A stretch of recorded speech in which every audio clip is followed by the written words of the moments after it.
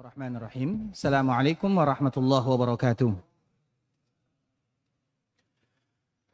Innal hamdalillah nahmaduhu wa nasta'inuhu wa nastaghfiruh wa na'udzu billahi min shururi anfusina wa min sayyiati a'malina. May yahdihillahu fala mudilla lahu wa man yudlil fala hadiya lahu. Asyhadu an la ilaha illallah wahdahu la syarika lahu wa asyhadu anna Muhammadan 'abduhu wa rasuluhu la nabiyya ba'da amma ba'd. يا أيها الذين آمنوا اتقوا الله حق تقاته ولا تموتن إلا وأنتم مسلمون يا أيها الناس اتقوا ربكم الذي خلقكم من نفس واحدة وخلق منها زوجها وبث منهما رجالا كثيرا ونساء واتقوا الله الذي تساءلون به والأرحام إن الله كان عليكم رقيبا يا أيها الذين آمنوا اتقوا الله وقولوا قولا سديدا يصلح لكم أعمالكم ويغفر لكم ذنوبكم ومن يطع الله ورسوله فقد فاز فوزا عظيما أما بعد فإن أصدق الحديث كتاب الله وخير الهدي هدي محمد صلى الله عليه وسلم وشر الأمور محدثاتها فإن كل محدثة بدعة وكل بدعة ضلالة. إخوة الإسلام, saudara kaum muslimin, kaum muslimat, ikhwani, akhawati, rahimani wa rahimakumullah. Alhamdulillah, kita senantiasa bersyukur kepada Allah Subhanahu wa taala dengan memperbanyak ibadah kepadanya. Karena orang yang bersyukur kepada Allah Subhanahu wa taala adalah mereka-mereka yang berubudiyah. Bersyukur kepada Allah tidak cukup dengan kata-kata sahaja. Bersyukur kepada Allah adalah dengan beribadah kepadanya. Kalau kita ingin betul-betul menjadi hamba yang bersyukur, maka beribadahlah kepada Allah Subhanahu wa taala. Sehingga ada salah satu doa yang tidak pernah ditinggalkan oleh Nabi sallallahu alaihi wasallam setiap kali ada tahiyat akhir di dalam salat 5 waktu. Doa ini semuanya kita hafal, tapi yang paling berat itu adalah penerapannya. Apa doa yang selalu dibaca oleh Nabi di kala tahiyat akhir sebelum salam? Allahumma a'inni ala dzikrika wa syukrika wa husni ibadah. Di antara salah satu doa yang diajarkan oleh Nabi, ya Allah bantu aku berzikir, bersyukur dan beribadah. Artinya kalau kita ingin bersyukur kepada Allah, beribadahlah kepadanya. Kalau kita tidak beribadah, walau siang malam kita mengatakan Alhamdulillah, maka tidak sempurna syukur kita kepada Rabbul Izzati wal Jalalah. Sehingga dengan itulah Allah Subhanahu wa taala menyebutkan i'malu ala Daud syukra. Kalau kalian ingin bersyukur, beribadah. Tidak ada jalan lain bersyukur kepada Allah kecuali beribadah. Dan semoga duduknya kita di majelis ilmu ini, di masjid yang kita cintai, adalah bagian daripada ibadah kepada Allah Subhanahu wa taala dan bentuk kita bersyukur kepada Allah Subhanahu wa taala.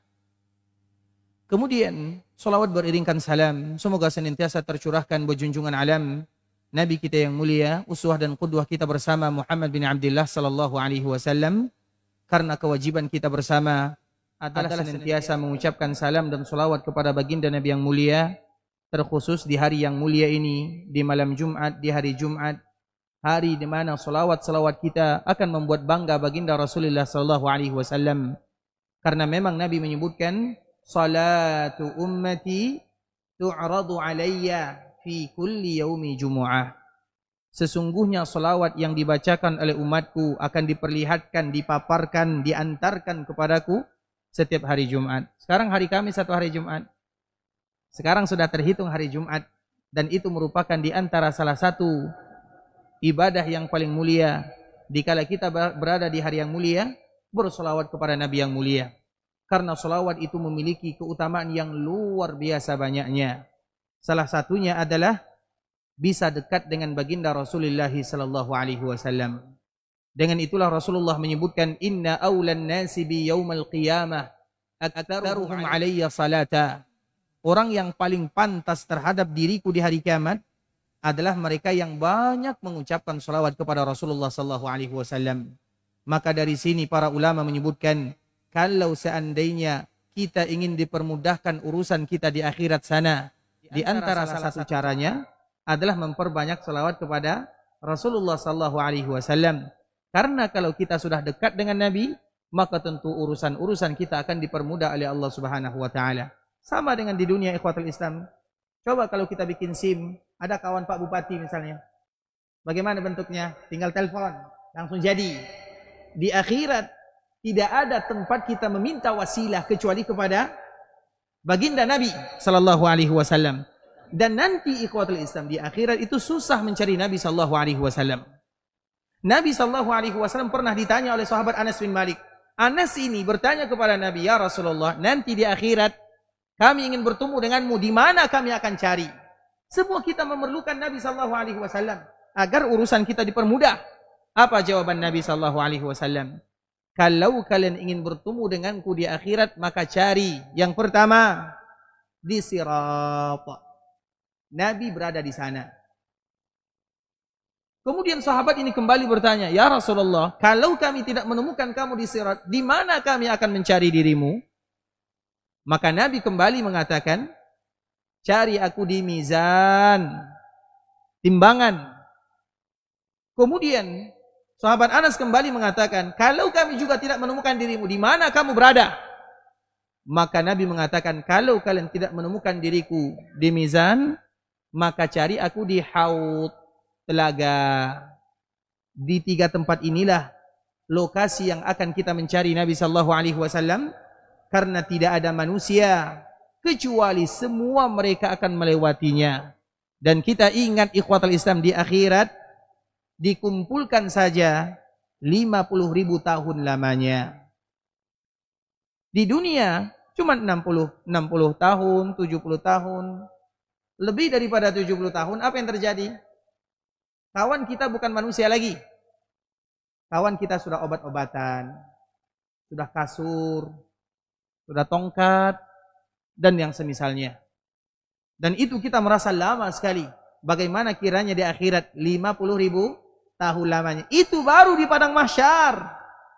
Ketika Nabi sallallahu alaihi wasallam menyebutkan yang demikian, dikala Allah kumpulkan kita di sana 50.000 tahun, itu adalah lokasi yang kita tidak tahu arah kemana kita akan cari Nabi.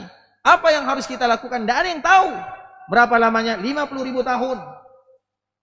Kemudian setelah 50.000 tahun, baru kita mencari Nabi Adam. Wahai kalian semuanya, tidak mungkin kita selama-lamanya seperti ini. Kita cari. Siapa yang kita cari? Mereka memikirkan siapa yang harus dicari. Mereka mencari orang yang paling dekat dengan Allah. Kemudian pada akhirnya mereka menyimpulkan orang yang paling dekat dengan Allah adalah Nabi Adam. Karena Adam adalah ayah semua manusia. Kita pun mencari Nabi Adam. Kira-kira mencari Nabi Adam berapa lamanya? Berapa lama mencari Nabi Adam? Di mana posisi Nabi Adam? Tidak ada yang tahu. Di mana Nabi Adam berada? Kita tidak tahu. Bagaimana kita mencarinya? Juga kita tidak tahu. Mencari Nabi Adam bukan 1 tahun, bukan 2 tahun, bukan puluhan tahun, ratusan tahun lagi. Kemudian dikala Nabi Adam, kita cari Nabi Adam. Ya Adam, anta abul bashar, khalaqakallahu biyadih, ala ila tara ma nahnu fih. Wahai Adam, engkau adalah ayah kami semuanya. Engkau diciptakan oleh Allah dengan tangannya. Tidakkah engkau melihat bagaimana keadaan kami yang betul-betul sulit? Kemana kami akan mengadu? Datang kepada Allah. Minta tolong kepada Allah. Apa kata Nabi Adam? Nafsi, nafsi, nafsi. Jiwaku, diriku. Aku tidak bisa menolong kalian. Pergi kalian kepada Nabi Nuh. Dari Adam kepada Nuh, berapa tahun lamanya? Di mana kita akan mencari Nabi Nuh? Nabi Muhammad, kita tahu di mana dia berada. Tapi Nabi yang lain kita tidak tahu. Sehingga dari Nabi Adam kepada Nabi Nuh, ratusan tahun, puluhan tahun, kita tidak tahu. Bisa jadi ribuan tahun, kita tidak tahu. Sebahagian riwayat menyebutkan, antara satu Nabi ke Nabi berikutnya, itu 50.000 tahun lagi. Antara satu Nabi ke Nabi berikutnya, 50.000 tahun lagi. Kemana kita akan cari? Coba bayangkan Adam, Nuh, Ibrahim, Musa, Isa, baru terakhir Nabi Muhammad SAW. Dan di saat itulah Nabi mengatakan, ana laha. Ini kewajibanku, ini tugasku. Maka Nabi datang kepada Allah, baru kita dipermudahkan urusannya di sana. Makanya bagaimana kita harus memikirkan ikhwatul Islam di dunia. Kita akan mencari cara bagaimana urusan kita dipikirkan. Semuanya kita akan cari. Bagaimana urusan sekolah dimudahkan. Urusan kerja dimudahkan. Semua urusan kita ingin dimudahkan. Tapi kita lupa. Kita hidup di dunia hanya sementara 60-70 tahun. Sedikit yang lebih daripada 70 tahun. Tapi di akhirat, ilal abad.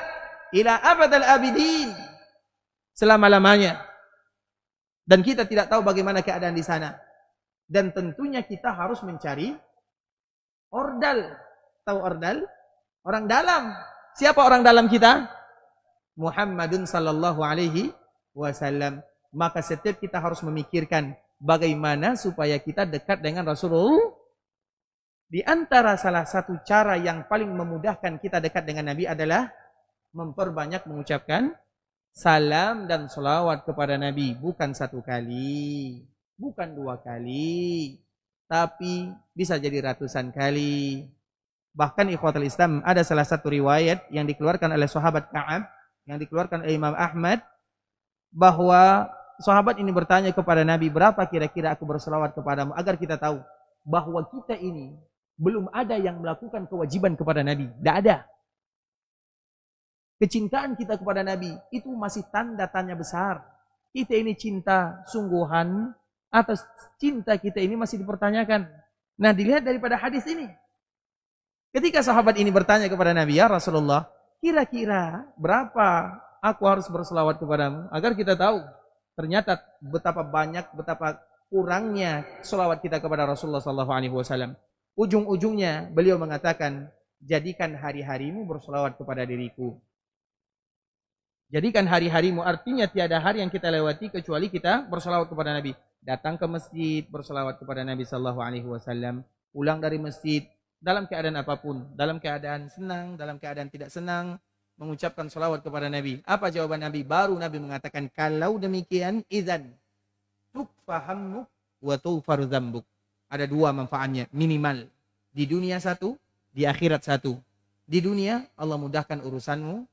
Di akhirat, Allah lancarkan dirimu masuk ke dalam surga Allah Subhanahu wa taala dengan dosa-dosamu diampunkan oleh Allah Azza wa Jalla. Oleh karena itu, ikhwatul Islam, jangan pernah bosan mengucapkan salam dan salawat kepada Nabi sallallahu alaihi wasallam, karena itu adalah bentuk kita bisa dekat dengan Nabi. Kalau kita dekat dengan Nabi di akhirat, maka ketahuilah sangat mudah bagi kita masuk ke dalam surga Allah Subhanahu wa taala. Dari situlah keluar hadis yang kabar gembira dan kabar duka. Apa kabar dukanya? Nabi sallallahu alaihi wasallam menyebutkan, man nasiya salata alayya khati'a tariqal jannah. Barang siapa yang lupa berselawat kepada diriku, maka salah dia akan melangkah menuju surga.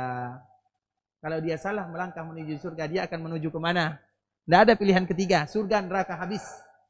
Kebalikannya, kabar bahagianya. Kita balikkan hadisnya. Barang siapa yang tidak lupa berselawat kepada Nabi, berarti dimudahkan urusannya masuk ke dalam surga Allah. Dan semoga Allah kumpulkan kita bersama di dalam surga bersama baginda Rasulullah sallallahu alaihi wasallam. Allahumma salli ala Muhammad wa ala ahli baitihi wa ala azwajihi wa dhurriyyatihi kama sallaita ala Ibrahim wa ala ali Ibrahim innaka Hamidum Majid. Allahumma barik ala Muhammad wa ala ahli baitihi wa ala azwajihi wa dhurriyyatihi kama barakta ala Ibrahim wa ala ali Ibrahim innaka Hamidum Majid. Ikhwatul Islam, saudara kaum muslimin, kaum musliman, ikhwani akhwati rahimani wa rahimakumullah. Kita tahu bahwa kita hidup dalam kehidupan dunia, ada tujuan Allah Subhanahu wa taala menciptakan kita bersama. Tujuan kita tersebut tidak lain tidak bukan adalah bagaimana mendekatkan diri dan beribadah kepada Allah. Itu adalah tujuan kita. Ingat, kita tidak dihidupkan oleh Allah tujuan pertama untuk bekerja, untuk mencari dunia, untuk lalai dari Allah. Bukan itu tujuan pertama. Kalau itu tujuan pertama kita, ikhwatul Islam, maka kita adalah orang yang fakir selama-lamanya.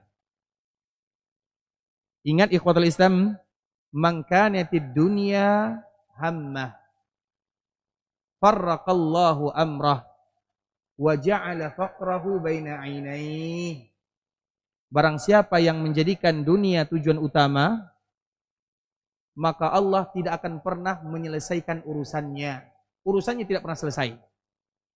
Dan dia akan fakir untuk selama-lamanya. Walau dia adalah orang yang paling kaya, tapi dia akan fakir. Karena orang kaya itu adalah mereka yang... Siapa orang kaya? Siapa yang paling kaya? Orang yang kaya hatinya, yang qanaah terhadap pemberian Allah Subhanahu wa taala. Itu yang disebut dengan kaya.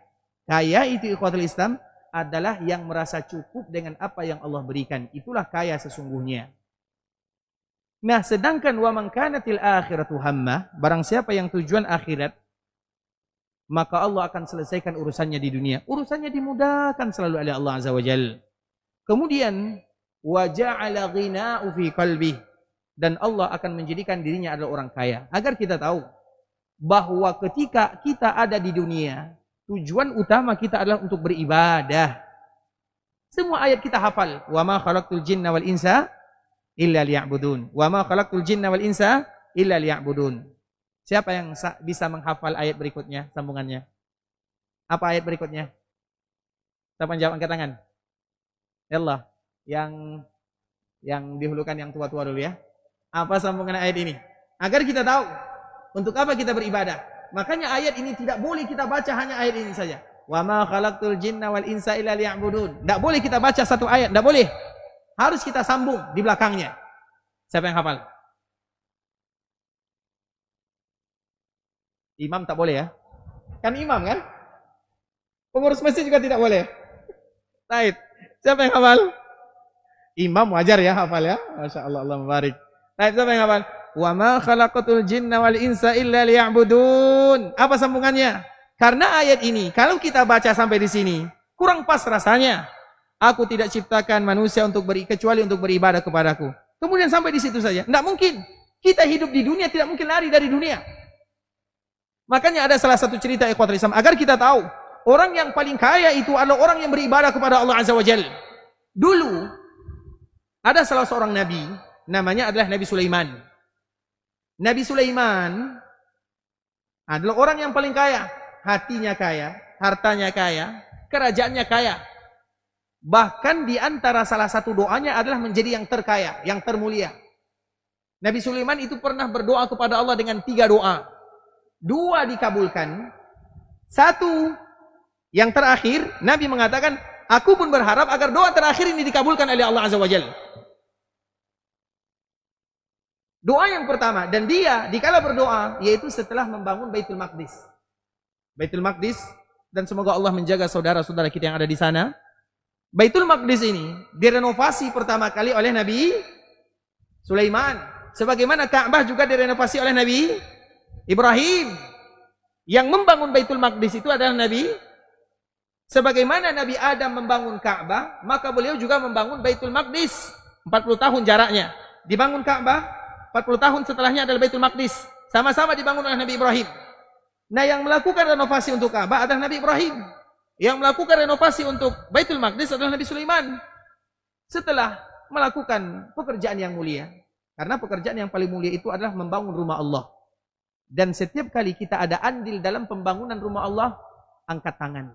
Berdoa kepada Allah. Di waktu itu adalah waktu yang paling diijabah oleh Allah Subhanahu wa Ta'ala. Karena kita sudah ikut andil dalam pembangunan rumah Allah di dunia. Maka siapapun yang ikut andil dalam membangun rumah Allah, walau hanya 1 batu bata saja, maka angkatlah kedua tangannya. Berdoa kepada Allah, waktu itu adalah waktu yang paling diijabah. Kita lihat Nabi Sulaiman. Dibangun oleh Nabi Sulaiman. Nabi Ibrahim begitu juga. Kapan doa Nabi Ibrahim dikabulkan? Ketika membangun Ka'bah. Semua doanya dikabulkan. Bahkan Nabi kita, Nabi Muhammad itu adalah karena doa Nabi Ibrahim. Apa kata Nabi? Ana da'watu abi Ibrahim. Aku ini hasil daripada doa ayahku. Artinya Nabi Muhammad karena doa Nabi Ibrahim.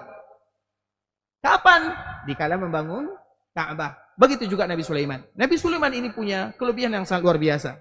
Dan salah satu kelebihannya bisa berbicara dengan makhluk lain. Karena memang beliau berdoa kepada Allah. Kapan dia berdoa? Ketika membangun Baitul Maqdis. Apa doa yang pertama? Ya Allah, jadikan hukum dan undang-undang serta aturan yang aku jalankan sesuai dengan hukum-Mu. Sehingga kita yang diberikan amanah oleh Allah sebagai pemimpin, maka kita belajar dari Nabi Sulaiman. Salah satunya adalah doanya. Ya Allah, jadikan aturan yang aku buat adalah yang sesuai denganmu. Artinya berdoa dulu kepada Allah. Sesuatu yang Allah ridai, Allah kabulkan doanya. Ketika Allah kabulkan doanya, maka Nabi Sulaiman adalah orang yang paling adil di dalam melakukan peraturan dan undang-undang. Karena beliau berdoa kepada Allah. Kemudian doa yang kedua, apa doa yang kedua? Rabbi habli mulkan la yanbaghi li ahadin min ba'di. Ya Allah, berikan kepadaku kekuasaan yang tidak pernah Engkau berikan kepada siapapun. Kekuasaan kerajaan Nabi Sulaiman tidak pernah ada duanya.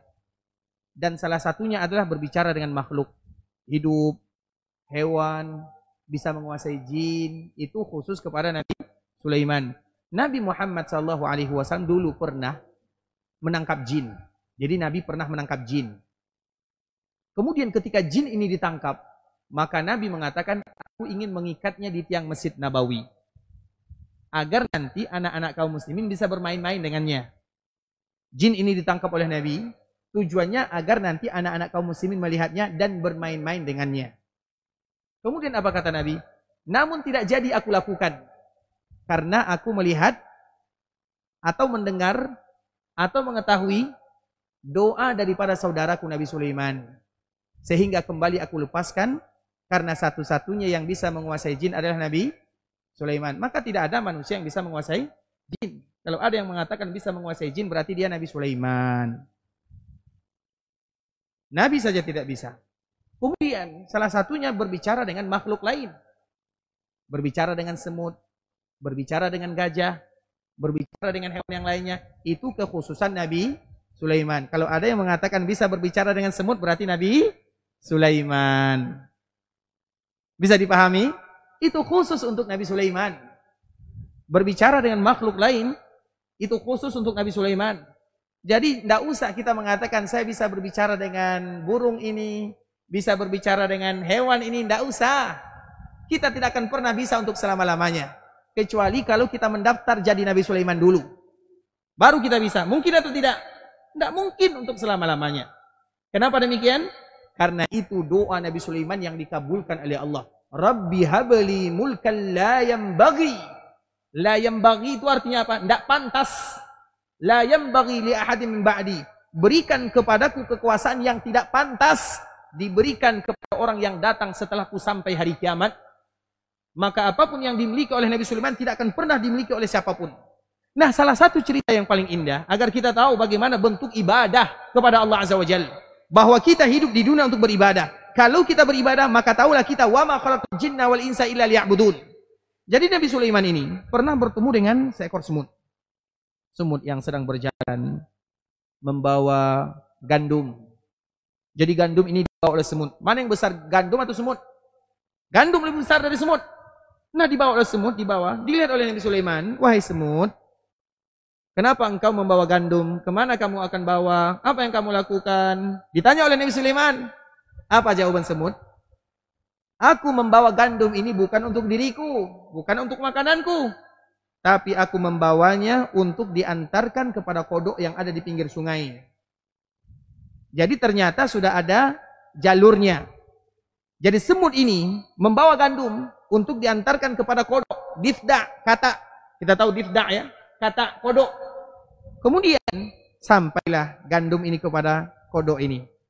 Ketika sampai kepada kodok ini, umat Islam, kepada difda ini, maka Nabi Sulaiman kembali bertanya, wahai difda, wahai kata, wahai kodok, apa yang kamu lakukan dengan gandum ini? Kenapa semut ini mencari gandum? Karena kata tidak bisa mencari gandum. Kenapa semut ini mencari gandum dan diantarkan kepadamu? Apa jawaban kata ini? Apa jawaban kodok ini? Perhatikan baik-baik. Wahai Sulaiman, karena di dasar sungai ini, di dasar sungai itu ada sebuah batu. Batu ini ada lubangnya. Di dalamnya ada dut yang buta. Kita tahu dut? Dut. Apa itu dut ya? Dut. Tunggu dulu sebentar. Dut. Apa dut kan? Dut. Cacing. Dut, cacing.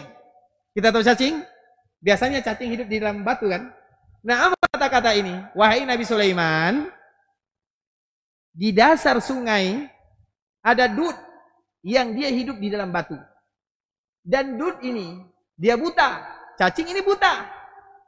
Keluar tidak bisa, mencari makan juga tidak bisa. Maka aku diperintahkan oleh Allah untuk mengantarkan gandum ini kepada dirinya di dalam batu ini.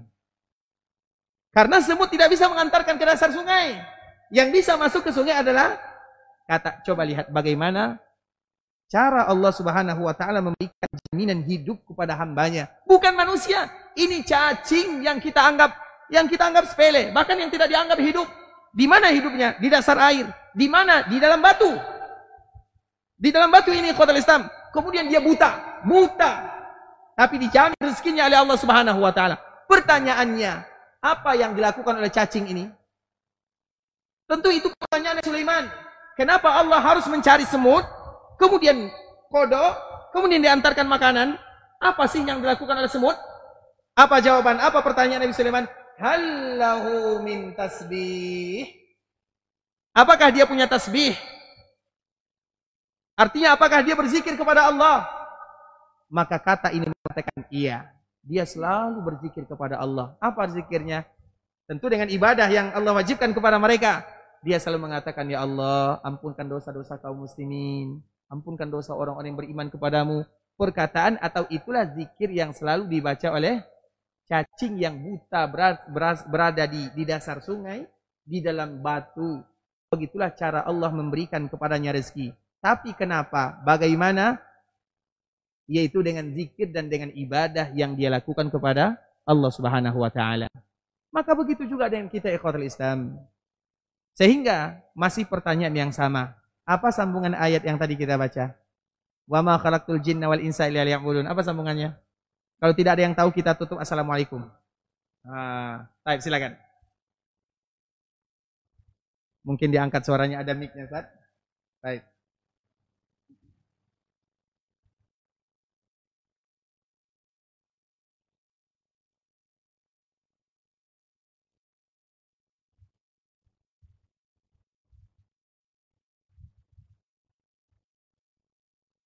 Baik.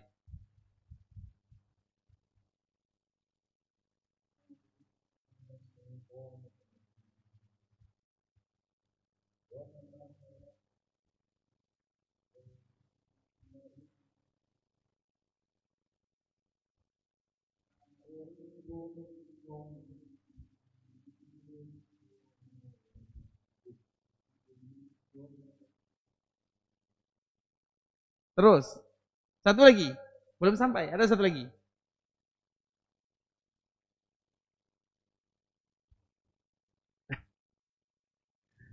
Masya Allah, kalau untuk Quran tidak boleh disebut dengan nasi itu, tapi nusi itu. Baik, siapa yang bisa menyambung? Mungkin diberikan kepada yang depan dulu ya. Mungkin mic-nya bisa di-over. Karena itu satu paket ayatnya agar kita tahu.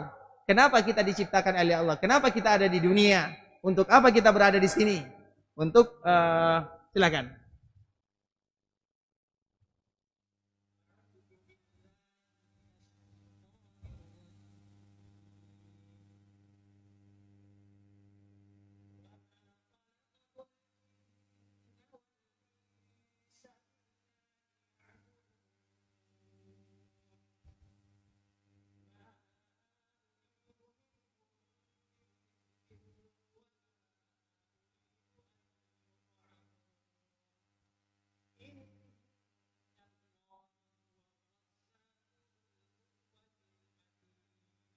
Artinya, Masya Allah, barakallahu fiik. Ini hadiahnya, Masya Allah. Bisa diberikan ya? Masya Allah, sehat selalu ya, barakallahu fiik. Itulah ayatnya. Wa ma khalaqtul jinna wal insa illa liya'budun. Aku tidak ciptakan jin dan manusia kecuali untuk beribadah. Kemudian apa sambungannya? Ma uridu minhum min rizqin. Aku tidak pernah menuntut mereka masalah rezeki. Bukan itu yang ditanya oleh Allah Subhanahu wa taala. Karena rezeki sudah pasti dijamin oleh Allah Subhanahu wa taala. Pernah juga ikhwatul Islam di zaman Nabi Musa. Ada orang yang bertanya, "Wahai Musa, bagaimana kira-kira Allah memberikan rezeki kepada kita? Bagaimana caranya?" Apa jawaban Nabi Musa kira-kira? Kita sambung setelah azan atau sekarang? Udah masuk ke azan? Belum, baik. Apa jawaban Nabi Musa? Kalau kamu ingin mengetahui bagaimana cara Allah memberikan rezeki kepada hambanya, coba ada sebuah batu besar, kebetulan ada batu besar di sana. Lihat, dipukul oleh Nabi Musa. Maka batu ini terbelah. Kemudian dikala batu ini terbelah, yang sebelahnya dipukul lagi oleh Nabi Musa, terbelah lagi.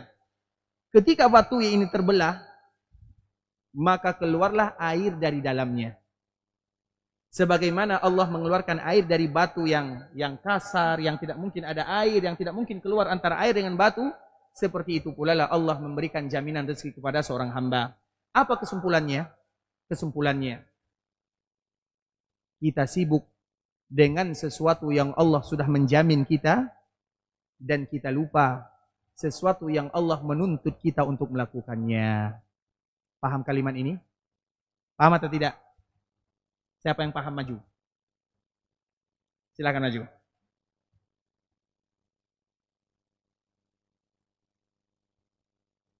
Ada mic tadi bisa dikasihkan? Masya Allah. Barakallah. Silakan Pak. Apa maksudnya? Salam warahmatullahi wabarakatuh.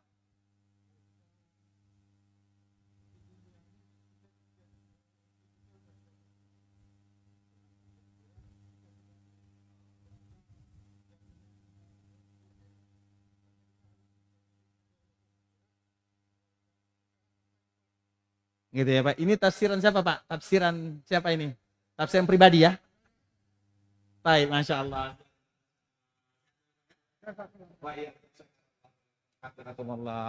Baik, ikhwatal Islam, karena Insya sudah masuk, ingat ini baru mukadimah ya, isinya nanti setelah Insya. Karena waktu kita tidak terlalu panjang antara maghrib dan Insya Allah isinya kita belum masuk kepada isi sesungguhnya ya. Insya Allah semoga dimudahkan setelah Insya. Barakallahu fikum wa jazakumullahu khairan.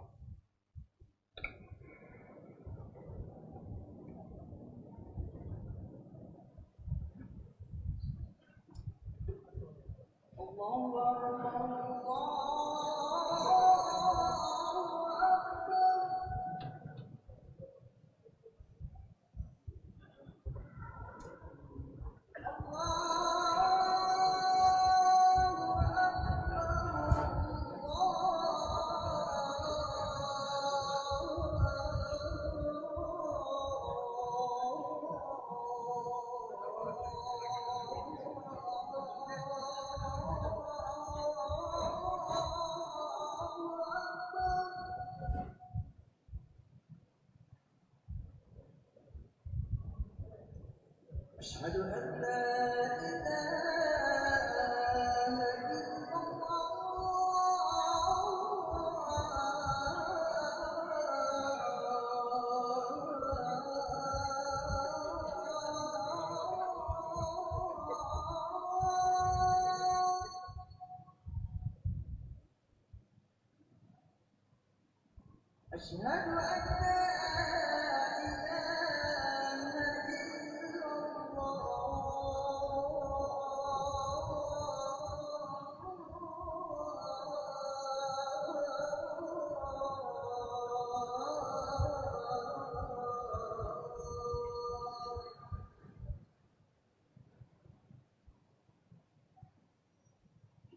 أشهد أن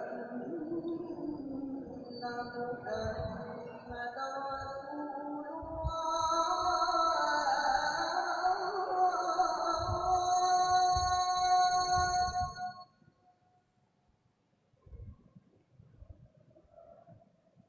أشهد أن محمدا رسول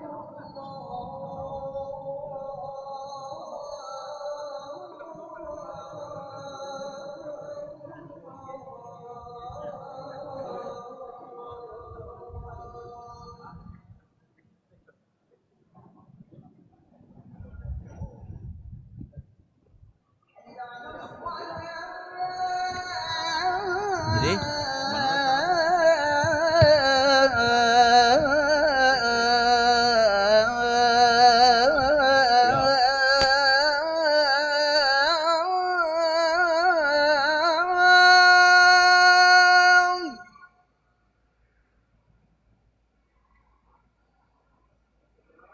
حي على الصلاة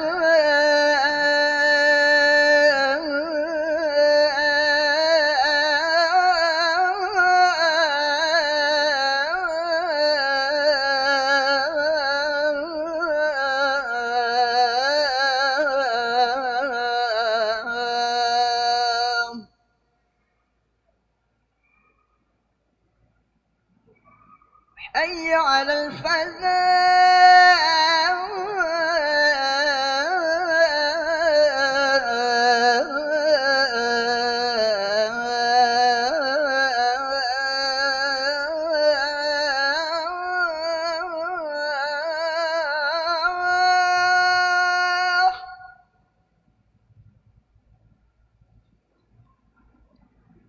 حي على الفلاح.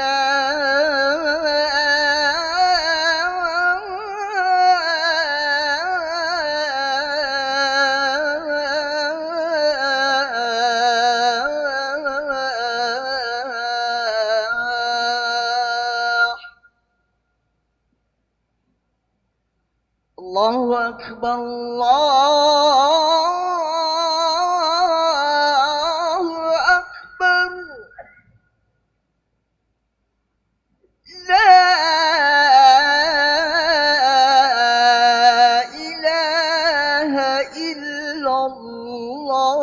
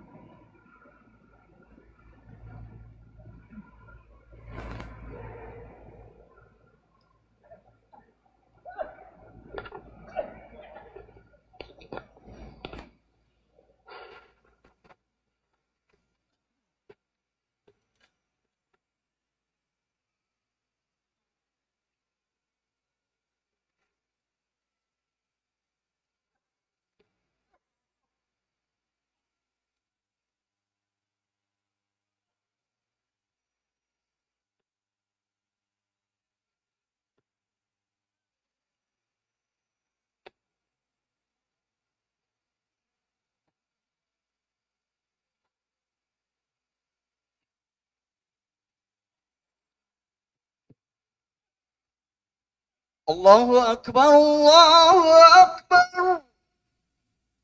أشهد أن لا إله إلا الله. أشهد أن محمدا رسول الله. حي على الصلاة حي على الفلاح. قد قامت الصلاة قد قامت الصلاة. الله أكبر الله أكبر. لا إله إلا الله. Istawu a'tadilu, sab rapat diluruskan. Allahu Akbar.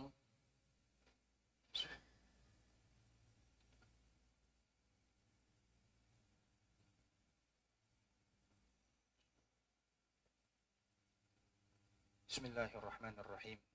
Alhamdulillahi Rabbil Alamin.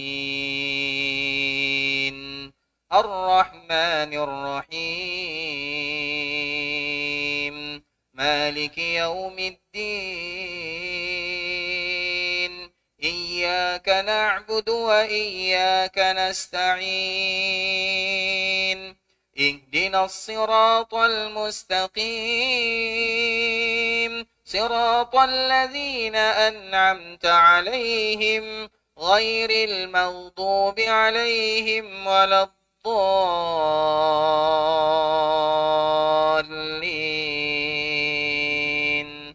آمين.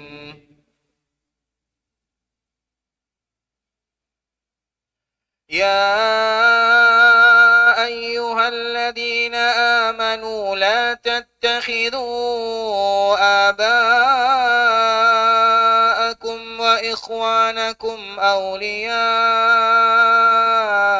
إن استحبوا الكفر على الإيمان ومن لم يتب منكم فأولئك هم الظالمون. يا أيها الذين آمنوا لا تتخذوا آباءكم وإخوانكم أولياء إن استحبوا الكفر على الإيمان ومن يتولهم منكم فأولئك هم الظالمون. قل إن كان آباؤكم وأبناؤكم وإخوانكم وأزواجكم وعشيرتكم وعشيرتكم وأموال اقترفتموها وتجارة تخشون كسادها ومساكن ترضونها أحب إليكم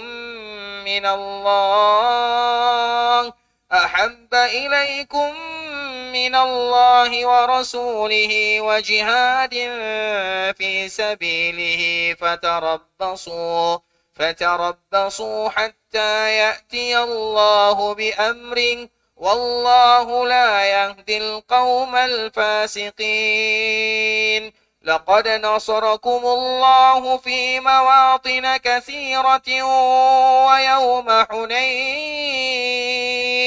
ويوم حنين إذ أعجبتكم كثرتكم فلم تغن عنكم من الله شيئا وضاقت عليكم الأرض بما رحبت ثم وليتم مدبرين ثم أنزل الله سكينته على رسوله وعلى المؤمنين وأنزل جنودا لم تروها وعذب الذين كفروا وذلك جزاء الكافرين ثم يتوب الله من بعد ذلك على من يشاء والله غفور رحيم. الله أكبر.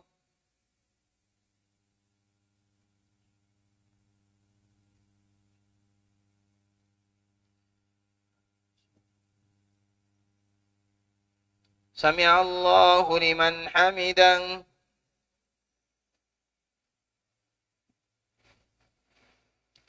الله أكبر.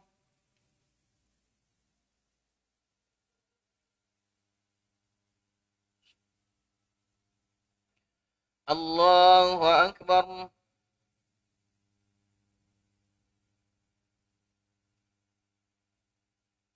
الله أكبر.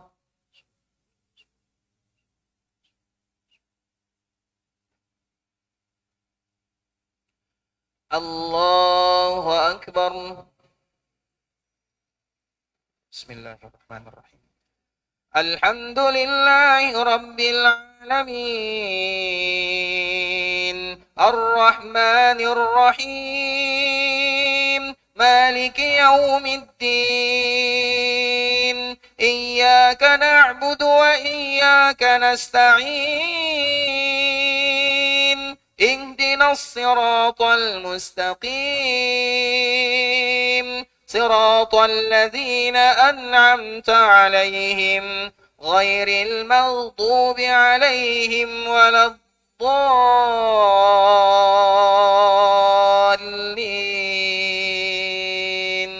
آمين.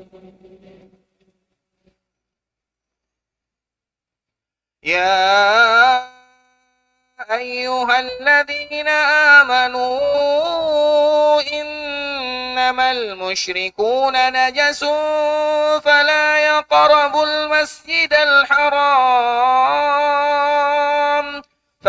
يقربوا المسجد الحرام بعد عامهم هذا وإن خفتم عيلة فسوف يغنيكم الله من فضله إن الله عليم حكيم. قاتلوا الذين لا يؤمنون بالله ولا باليوم الآخر ولا يحرمون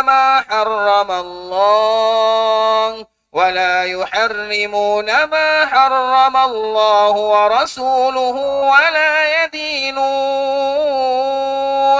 ولا يدينون دين الحق من الذين أوتوا الكتاب حتى يعطوا الجزية عن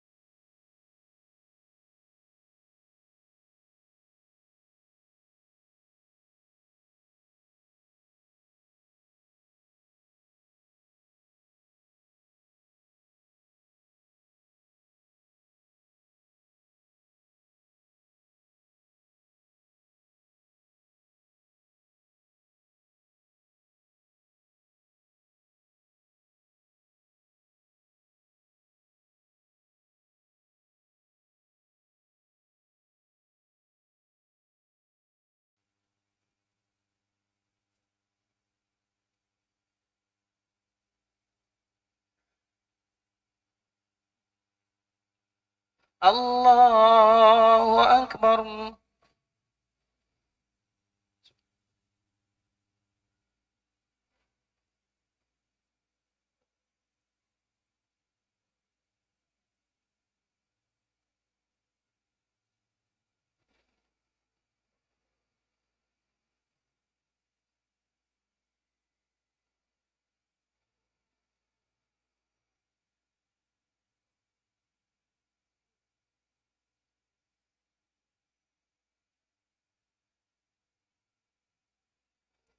الله أكبر.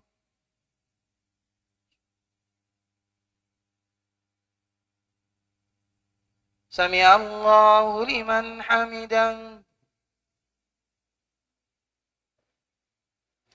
الله أكبر.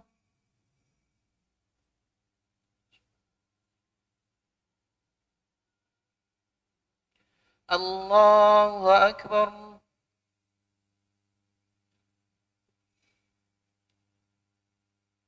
الله أكبر.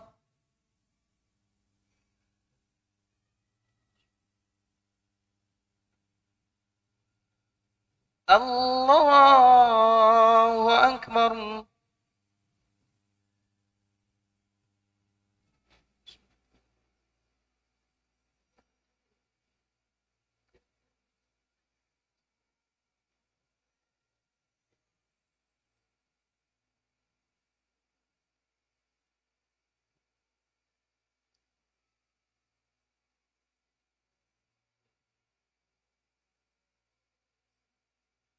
الله أكبر.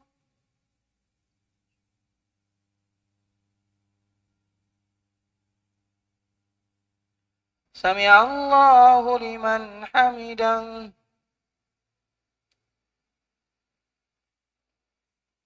الله أكبر.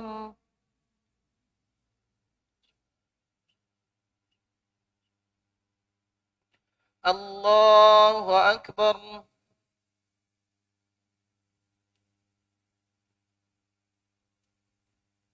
الله أكبر.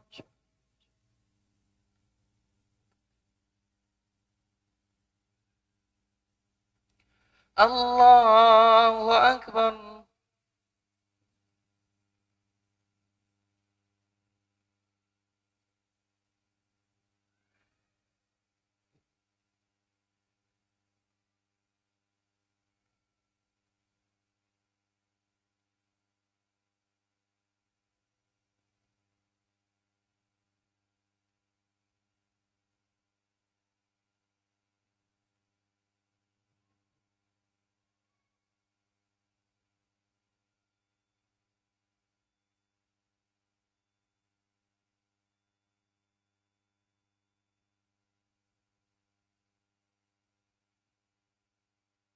السلام عليكم ورحمة الله.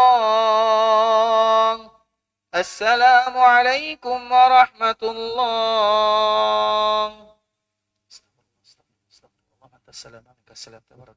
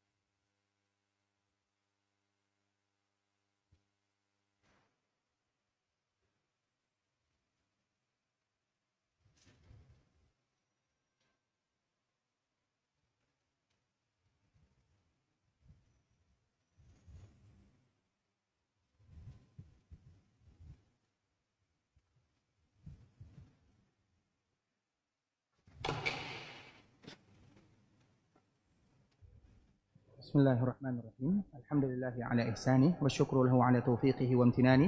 Asyhadu an la ilaha illallah wahdahu la syarika lahu ta'ziman li sya'ni wa asyhadu anna Muhammadan 'abduhu wa rasuluhu da'i ila ridwani wa sallallahu wa sallim ala nabiyyina Muhammadin wa ala alihi wa sahbihi wa sallama tasliman mazida amma ba'du. Ikhwatul Islam, saudara kaum muslimin, kaum muslimat, ikhwani akhwati rahimani wa rahimakumullah. Kita akan melanjutkan pembahasan kita, ya mungkin tidak terlalu lama ya. Sampai jam berapa Ustaz? Sampai 10 ya? Baik. Sampai selesai kata Ustaz. Baik, sekarang kita akan membahas tentang masalah beribadah. Tujuan kita adalah beribadah sebagaimana tadi yang telah kita jelaskan. Tidak mungkin seorang hamba yang diberikan akal yang cerdas oleh Allah Subhanahu wa taala kecuali mereka akan menyibukkan dirinya dengan sesuatu yang diminta, bukan sesuatu yang telah dijamin. Rezeki pasti dijamin. Sedangkan ibadah kita diminta untuk melakukannya. Maka kita menyibukkan dengan sesuatu yang dituntut kita melakukannya. Sedangkan yang dijamin, namanya saja sudah dijamin. Dijamin artinya sudah pasti. Mau tidak mau, maka akan datang kepada kita.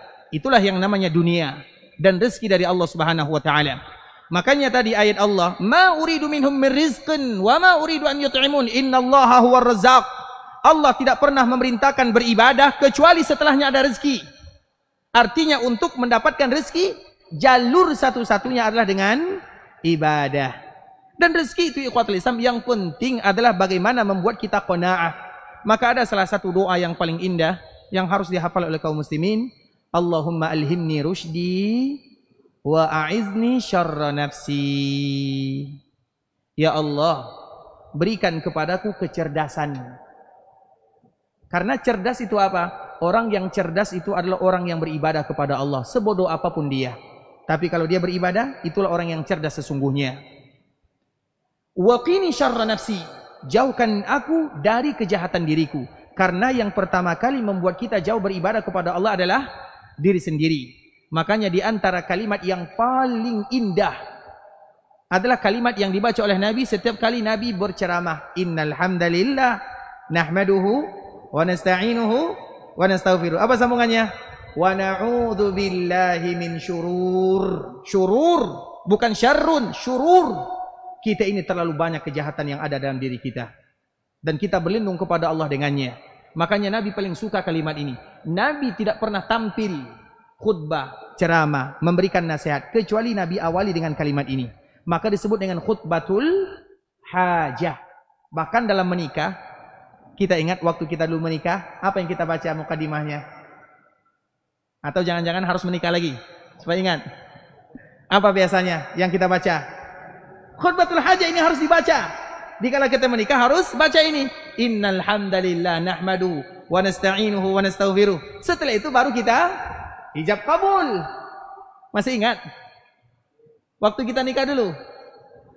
Kayaknya sudah lupa nih, bahaya nih ya. Kenapa ini yang paling disukai oleh Nabi?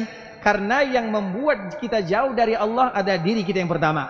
Makanya kita berlindung. Wa na'udzu billahi min syururi anfusina wa min sayyiati a'malina. Ya Allah, kami berlindung kepadamu dari kejahatan diri kami dan noda dosa dari amalan-amalan yang kami lakukan. Maka di antara salah satu doa yang tidak boleh dilupakan oleh kaum muslimin, Allahumma alhimni rusydi wa a'izni syarra nafsi. Ya Allah, bantu aku untuk menjadi orang yang cerdas. Orang yang cerdas itu adalah mereka yang mau beribadah. Sepintar apapun dia, kalau tidak beribadah kepada Allah, bukan orang cerdas namanya. Orang yang cerdas itu mereka yang beribadah kepada Allah. Dikala kita beribadah, kita butuh sokongan, dorongan, kalimat, nasihat yang membantu kita untuk beribadah. Salah satunya, Allahumma alhimni rusydi. Ya Allah, bantu aku untuk menjadi hamba yang cerdas. Apa makna hamba yang cerdas? Hamba yang selalu mengubudiahkan diri kepada Allah. Maka juga di antara salah satu doa yang tidak boleh kita lupakan, Allahumma ahyina muslimin wa tawaffana muslimin wa alhiqna bis salihin. Ada yang hafal doanya? Ada yang hafal? Allahumma ahyina. Apa arti ahyina? Hidupkan kami. muslimin, dalam keadaan muslim. Wa tawaffana, wafatkan kami dalam keadaan muslim. Wa alhiqna bis salihin.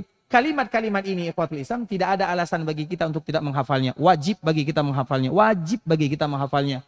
Karena ini masalah kita dengan Allah. Masalah kita dengan keluarga saja kalau kita lupa, bisa kita tidak makan 3 hari 3 malam. Apalagi urusan dengan Rabbul Izzati wal Jalalah. Ini urusan dengan Allah Azza wa Jalla, bukan urusan dengan manusia. Allahumma ahyina muslimin wa tawaffana muslimin wa alhiqna bis salihin. Dan ini selaras dengan doa yang kita baca dikala kita mendoakan saudara kita yang sudah meninggal. Kalau ada yang sudah meninggal, maka kewajiban kita datang mensolatkan mereka.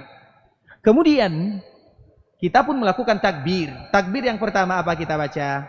Alhamdulillah. Takbir yang kedua apa yang kita baca? Salawat kepada Rasulullah. Pertanyaannya, takbir yang ketiga apa yang kita baca? Allahumma ighfir lahu, itu sudah biasa. Allahumma ighfir lahu sudah biasa. Apa yang tidak biasa? Allahumma ighfir li hayyina wa mayyitina wa syahidina wa ghaibina wa zakarina wa unsana wa kabirina wa saghirina. Allahumma man ahyaitahu minna fa ahyihi 'alal iman wa man tawaffaitahu minna fatawaffihi 'alal Islam. Ya Allah, siapapun di antara kami yang masih Engkau berikan umur panjang, panjangkan umur kami dalam keadaan beriman, beribadah. Karena iman itu artinya ibadah. Wa man tawaffaitahu minna, siapapun di antara kami yang Engkau cabut nyawanya, wafatkan kami dalam keadaan Islam. Wala tamutunna illa wa antum. Itu dia ikhwatul Islam. Kita ingin hidup dalam ibadah, wafat dalam ibadah, bertemu dengan Allah bersama orang-orang yang diridhai oleh Allah Subhanahu wa taala. Itu yang diinginkan oleh seorang muslim. Maka mereka tidak boleh melupakan 2 kalimat ini. Yang pertama, Allahumma alhimni rusydi wa a'izni syarra nafsi. Yang kedua, Allahumma ahyina muslimin wa tawaffana muslimin wa alhiqna bis salihin. Ada yang sudah hafal? Ada yang sudah hafal? Baik, silakan maju. Masya Allah, barakallahu fiik. Bisa dipinjam mic-nya lagi.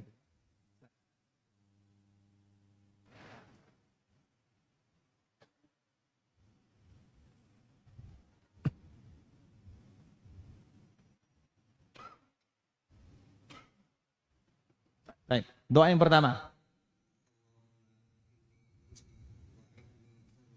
Terus doa yang kedua.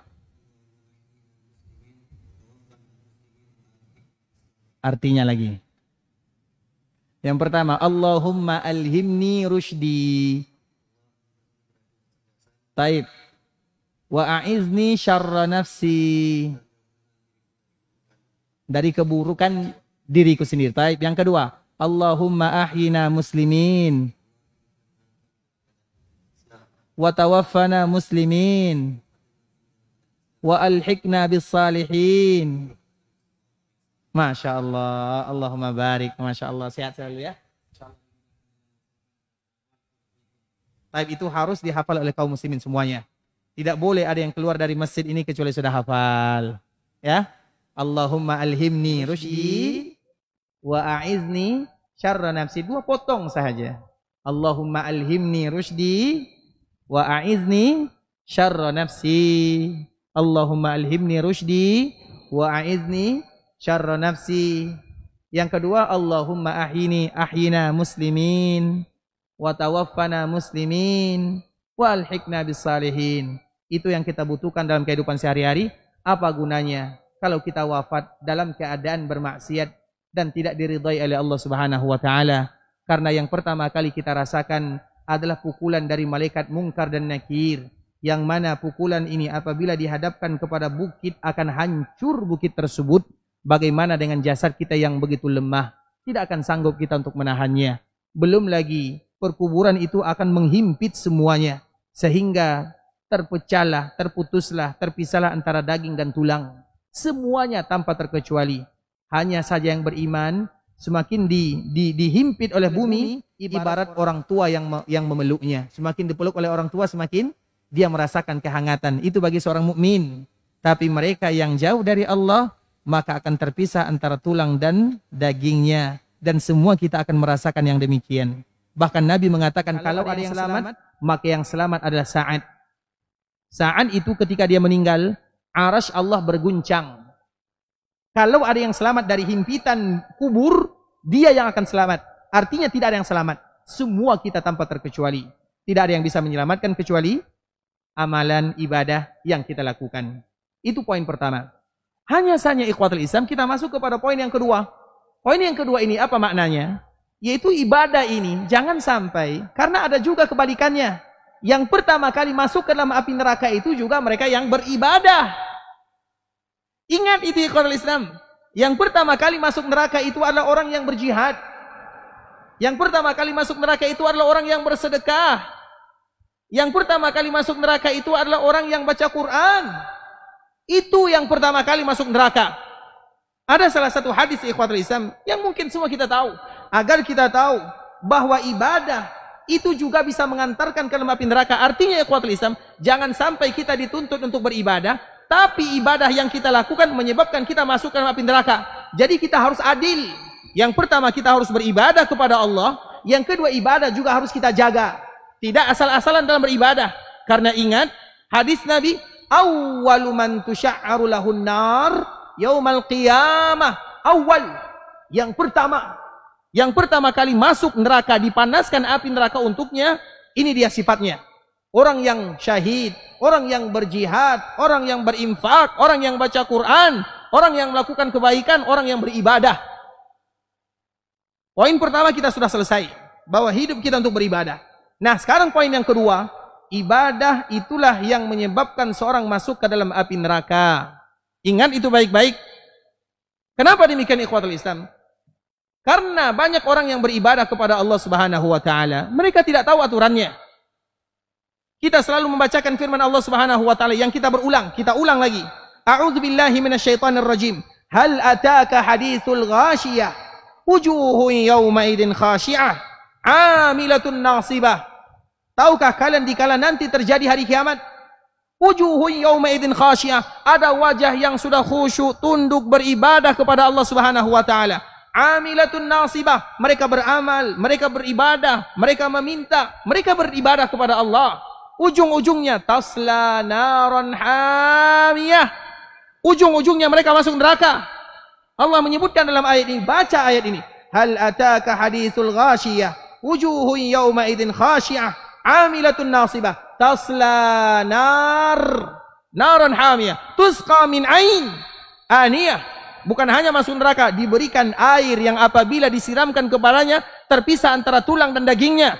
Tusqa min ainin aniyah. Laisa lahum ta'amun illa min dari'. Apakah itu dari'? Makanan mereka dari'. Apa itu dari'? Makanan yang berduri. Kalau dimakan habis semuanya. Badannya, kerongkongannya, perutnya. Mereka ini siapa? Mereka yang beribadah. Makanya Allah menyebutkan, hal ataka haditsul ghashiyah. Cerita akhirat. Wujuhu yawma idzin khashi'ah. Wajah yang dulu khusyuk beribadah. Wujuhu yawma idzin khashi'ah, 'amilatun nasibah. Mereka tegak berdiri beribadah kepada Allah, tapi mereka tasla nar. Mereka masuk ke api neraka Allah Azza wa Jalla. Dan ini selaras dengan apa yang disebutkan oleh sahabat Abu Hurairah radhiyallahu taala anhu ketika ada Ahlus Syam. Ahlus Syam ini datang kepada Abu Hurairah karena memang Abu Hurairah ini adalah orang yang paling banyak meriwayatkan hadis dari Nabi sallallahu alaihi wasallam. Dan salah satunya adalah yang berasal dari daerah Syam. Dari daerah Syam ini banyak yang meriwayatkan dari Abu Hurairah radhiyallahu taala anhu. Kemudian ikhwatul Islam, ada salah seorang ahlu Syam, dia bertanya kepada Abu Hurairah, sampaikan kepada kami salah satu hadis yang engkau dengar dari Nabi. Artinya langsung dari Nabi. Abu Hurairah mengatakan, nanti yang pertama kali dimasukkan ke dalam api neraka, yang pertama adalah orang yang syahid. Ibadah ikhwatul Islam, beribadah kepada Allah. Dulu pernah dikala terjadi perang Khaybar. Di dalam riwayat Bukhari, perang Khaybar. Di dalam riwayat Muslim, itu perang Hunain. Perang Khaybar, kita tahu perang Khaybar, perang yang terjadi di Khaybar. Tahun berapa perang Khaybar ini? Tahun ke-5 atau tahun ke-6 nih? Khaybar. Ada yang tahu kapan terjadi perang Khaybar? Tahun ke-5 atau tahun ke-6? Khaybar ada Hunain. Tahun ke? Siapa yang pertama kali jawab nih? Yang paling tua. Baik, tahun berapa? Tahun ke-7 Hijriah. Masya Allah, silakan. Nah, bisa diabarkan ya, Masya Allah. Khaybar ini, ikhwatul Islam, terjadi pada tahun ke-7 Hijriah. Khaybar. Di dalam riwayat yang lain, riwayat Imam Muslim, Hunain. Hunain ini terjadi setelah Fathu Mekah. Kapan terjadi Fathu Mekah? Tahun ke-8 Hijriah. Hunain setelahnya. Laqad nasarakumullahu fi mawatina katsiratin wa yawma Hunain. Nah, perang Khaybar dan perang Hunain adalah perang yang dahsyat. Dikala terjadi perang ini, kaum muslimin berada di barisannya, kaum musyrikin berada di barisannya. Tiba-tiba ada salah seorang yang gagah. Yadda'il Islam. Dia mengatakan dia adalah seorang muslim. Nabi tidak kenal. Tapi dia mengatakan saya seorang muslim. Dan kita tahu ikhwatul Islam, kalau ada yang mengatakan saya seorang muslim, tidak boleh kita pertanyakan. Saya ini seorang muslim. Mana KTP-nya? Tidak boleh. Bisa dipahami? Muslim ya muslim, selesai. Berarti dia adalah saudara kita sesama Islam. Dan seorang muslim mencintai, menghormati, menghargai, tidak iri, tidak dengki, tidak hasad, tidak menyebabkan permusuhan. Itu adalah sifat seorang muslim. Kemudian ikhwatul Islam, yadda'il Islam, dia ini mengatakan saya muslim, dia gagah. Kemudian apa kata Nabi kepada sahabat yang lain? Huwa min ahlin nar. Dia adalah penduduk neraka. Ikut perang bersama Nabi dalam perang Khaybar yang jaraknya kurang lebih 200 kilo dari Madinah. 200 kilo itu kalau berjalan kaki berapa lama kira-kira? 200 kilo berjalan kaki. Ya kurang lebih 4 atau 5 hari lah. 200 kilo. Bukan yang mudah. Kalau Hunain itu kalau dari Madinah jaraknya 500 kilo. Itu bukan perjalanan yang singkat ikhwatul Islam, berat perjalanannya, butuh perjuangan. Jadi orang ini bersama Nabi, coba bayangkan, bersama Nabi. Dan Nabi mengatakan huwa min ahlin nar. Dia termasuk penduduk api neraka. Kemudian ikhwatul Islam, para sahabat ada yang ragu, bukan ragu terhadap ucapan Nabi, enggak. Tapi kenapa Nabi mengatakan kalimat ini? Mereka tentunya bertanya-tanya apa masalahnya. Maka terjadilah peperangan. Dikala terjadi peperangan ikhwatul Islam, orang yang tadi dikatakan penduduk neraka betul-betul berjuang dengan perjuangan yang luar biasa, tidak ada duanya. Berjuang dengan perjuangan yang luar biasa.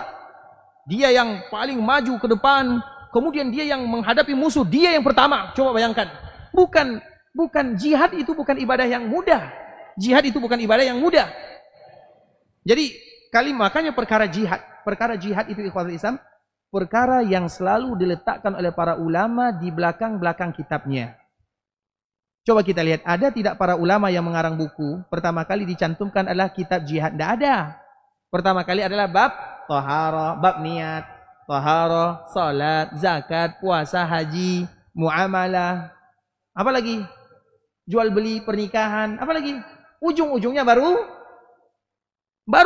kitabul jihad, bab jihad. Kenapa? Jangan ada yang berbicara tentang jihad kecuali mereka sudah tepat wuduknya, betul sholatnya, menunaikan zakatnya, tahu agamanya, pandai bermuamalah. Itulah tujuan para ulama. Jadi jangan sembarangan berbicara tentang jihad.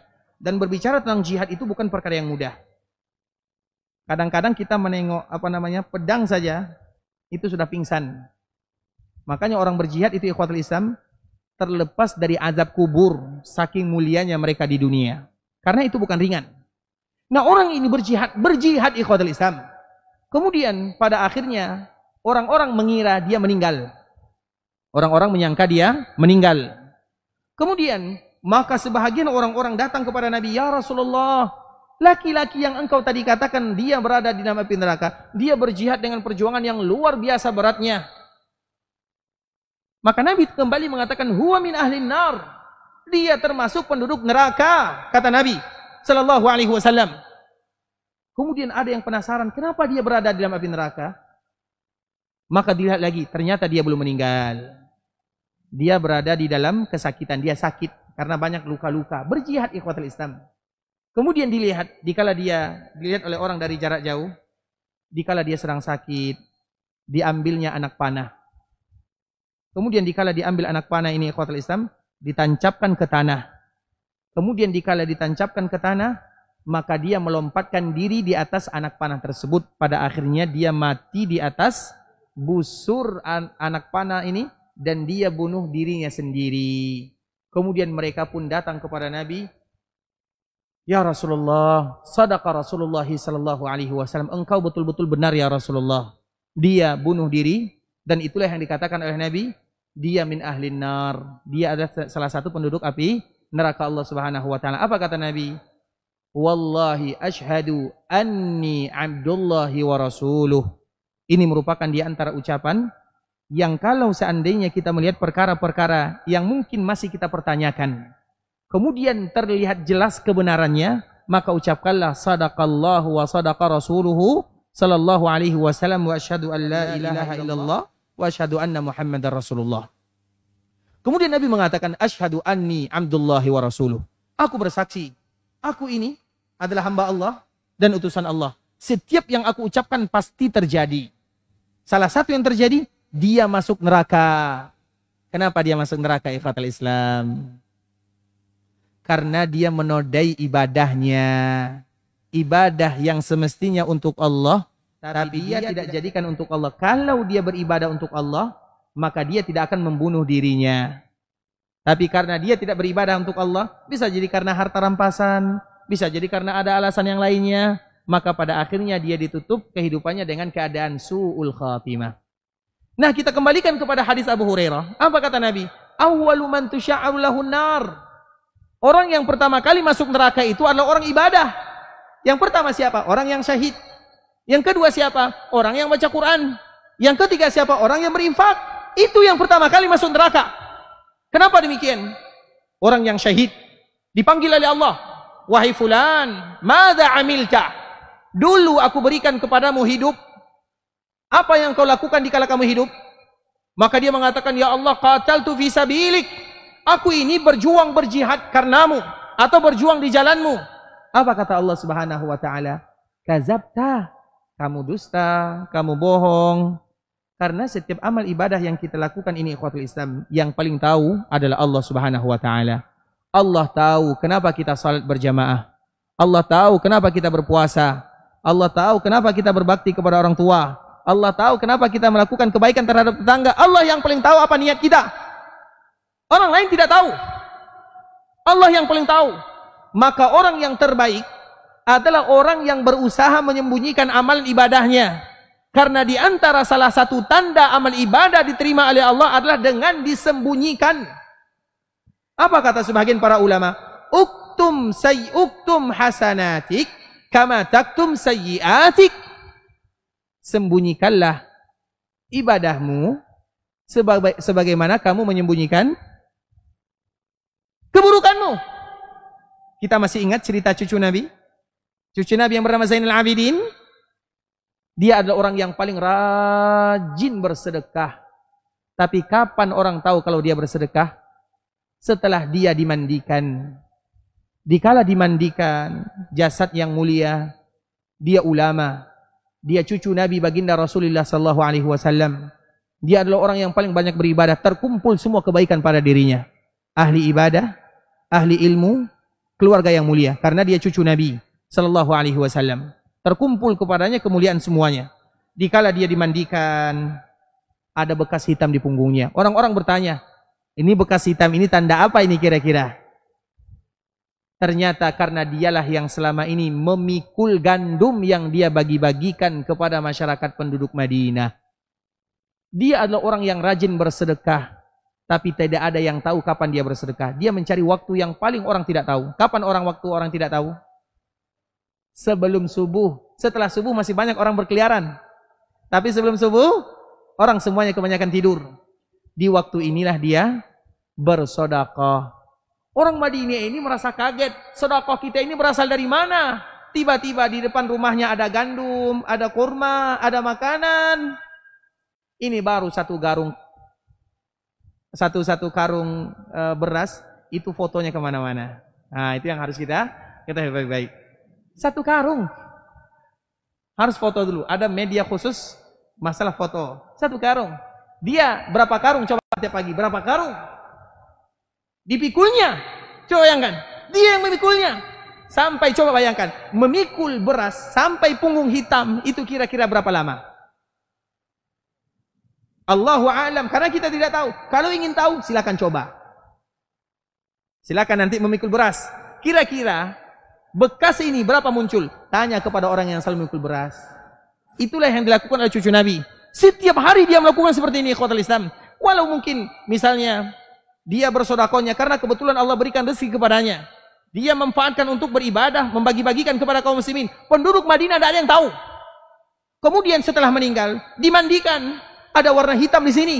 Ini adalah bekas dikala dia membagi-bagikan sembako, sedekah, beras, gandum. Kemudian dikala dia meninggal, penduduk Madinah kehilangan bantuan. Tidak ada lagi membantu. Di saat itulah ikhwatul Islam beliau menerima amalannya. Itu yang harus kita cari.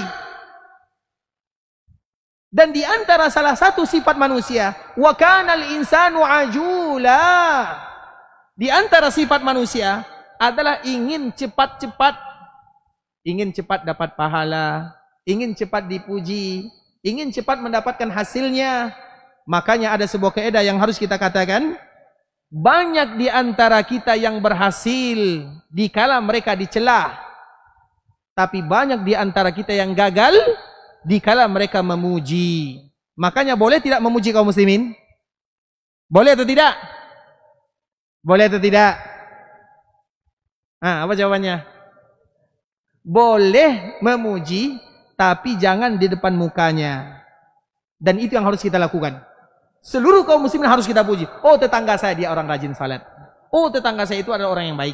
Kalau di belakang dia, kalau di depan dia jangan diam-diam saja. Kenapa demikian? Karena nanti dia bisa terbang tinggi. Kalau sudah terbang tinggi, hilang sayapnya, apa yang terjadi? Semakin tinggi terbangnya, semakin sakit jatuhnya. Maka banyak orang yang gagal dikala mereka dipuji. Tapi banyak di antara mereka yang berhasil dikala mereka terhina. Kamu ini dasar miskin, dasar seperti ini. Ya Allah, lapangkan hatiku. Seperti itu kan? Tapi coba kalau orang yang berjasa dihina, maka semua dikerahkan untuk membalasnya. Tapi coba orang yang miskin dihina, mereka berusaha untuk meredamnya. Maka karena itulah Allah menyebutkan, ingat ayat ini baik-baik. Kalla innal insana la yatgha. Apa sambungannya? Ar-ra'ahu istaghna. Ketika kita merasa berpunya, kaya apapun, punya ini, punya itu, punya ini, apapun namanya, maka di saat itulah peluang untuk melampaui batas sangat banyak. Peluang berbuat jahat sangat banyak. Karena kita sanggup. Kemudian kita tahan, kita redam, disitulah Allah akan memberikan kemuliaan demi kemuliaan kepadanya. Maka kita belajar dari cucu Nabi SAW. Dan kita kembalikan lagi ikhwatul Islam. Ada orang yang beribadah, tapi ibadah inilah yang memasukkan dia ke dalam api neraka. Makanya yang pertama siapa? Orang yang syahid. Allah panggil dia, wahai fulan, kenapa kamu? Apa yang kamu lakukan? Dia menjawab, ya Allah, aku syahid. Apa kata Allah? Kamu dusta. Aku tahu. Kamu berjuang, berjihad bukan karena aku, tapi ingin dipanggil sebagai seorang pahlawan. Waqad qil. Dan gelar ini kamu dapatkan. Kamu yang pertama kali masuk neraka. Yang kedua siapa? Yang bersedekah, bagi-bagi duit, bagi-bagi makanan. Dia yang pertama kali masuk neraka. Padahal itu adalah ibadah. Sedekah itu ikhwatul Islam adalah cara kita mendapatkan naungan Allah di hari akhirat. Itu sebenarnya. Tapi sedekah pula lah yang bisa menjadikan kita pertama kali masuk ke dalam api neraka. Kenapa demikian? Karena untuk siapa dia bersedekah. Kemudian yang ketiga, orang yang baca Quran, yang ngaji, yang imam. Kenapa dia? Dia dipanggil oleh Allah. Wahai fulan, apa yang kamu lakukan? Qara'tu fikal Quran. Ya Allah, aku ngaji, aku baca Quran karenamu. Apa jawaban Allah? Kadzabta. Kamu itu dusta, kamu bohong. Kamu melakukan seperti ini karena kamu ingin dipanggil qari. Waqad qil. Panggilan itu kamu dapatkan, maka kamulah yang pertama kali masuk ke dalam api neraka. Coba bayangkan. Kalau demikian, apa gunanya kita beribadah? Tidak beribadah salah, Beribadah juga harus hati-hati. Salah juga kalau seandainya kita tidak menjaga hati. Maka keluarlah sebuah ungkapan. Ingat ikhwatul Islam, orang yang riya. Apa pengertian riya? Selama ini riya yang kita tafsirkan itu masih separuh. Kalau kita ingin tahu apa itu riya, ini riya. Riya itu adalah orang yang beribadah karena manusia, ingin dilihat oleh manusia, itu adalah riya. Dan orang yang meninggalkan ibadah karena manusia, itu juga riya namanya. Maju kena, mundur kena. Orang yang beribadah karena manusia, riya. Ustadz, saya tidak mau sholat jamaah. Kenapa? Karena nanti tetangga saya bilang kalau saya sholat jamaah, dibilang, oh, sudah tobat ya? Atau dengan kalimat yang lain, tumben rajin. Akhirnya dia tidak lagi sholat jamaah. Itu juga riya namanya. Kemudian Ustadz, saya tidak mau sholat jamaah. Kenapa? Karena nanti saya takut dilihat oleh orang. Atau saya sholat jamaah agar nanti saya dilihat oleh pemimpin. Atau nanti saya dilihat oleh orang lain bahwa saya sholat jamaah. Riya juga namanya. Beribadah karena manusia riya. Meninggalkan ibadah karena manusia juga riya. Itu kaidah riya. Artinya kita tidak boleh diam di dunia. Harus beribadah. Dan ibadah itu harus kita jaga. Supaya tidak mundur riya. Tidak maju riya. Meninggalkan ibadah karena manusia riya. Beribadah karena manusia juga riya. Kita mau yang mana? Tidak mau satu pun. Kita mau beribadah karena Allah Subhanahu wa taala. Dalam satu sisi kita dituntut untuk beribadah.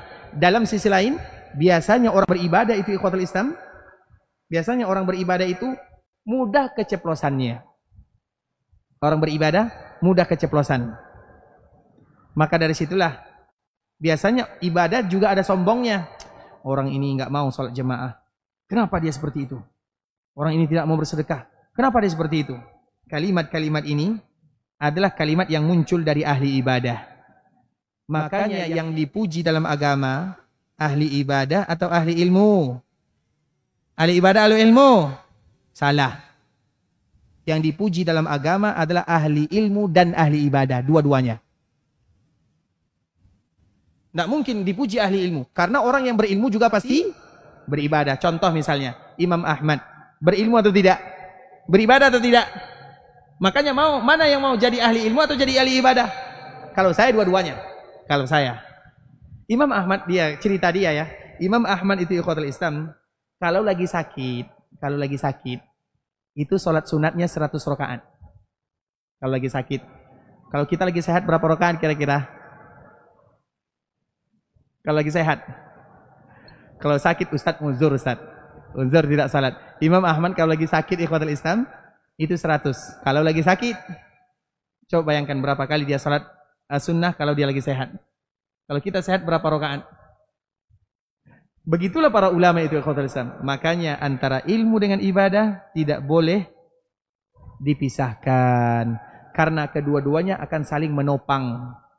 Orang yang beribadah tanpa ilmu, itulah akan memudahkan mereka riya dan sum'ah. Karena tidak ada ilmunya. Tidak ada ilmunya. Orang yang berilmu, maka dengan ilmunya tanpa ibadah juga tidak ada gunanya. Ilmu tanpa ibadah, apa gunanya? Berilmu itu wasilah. Wasilah mengenal Allah. Sehingga dengan berilmu, maka kita akan beribadah. Jadi yang bagus bagaimana? Ilmu dan ibadah. Sehingga kedua ini harus digabungkan. Dan itulah orang yang paling mulia. Orang yang paling mulia itu adalah mereka yang ada ilmunya dan mereka yang banyak ibadahnya.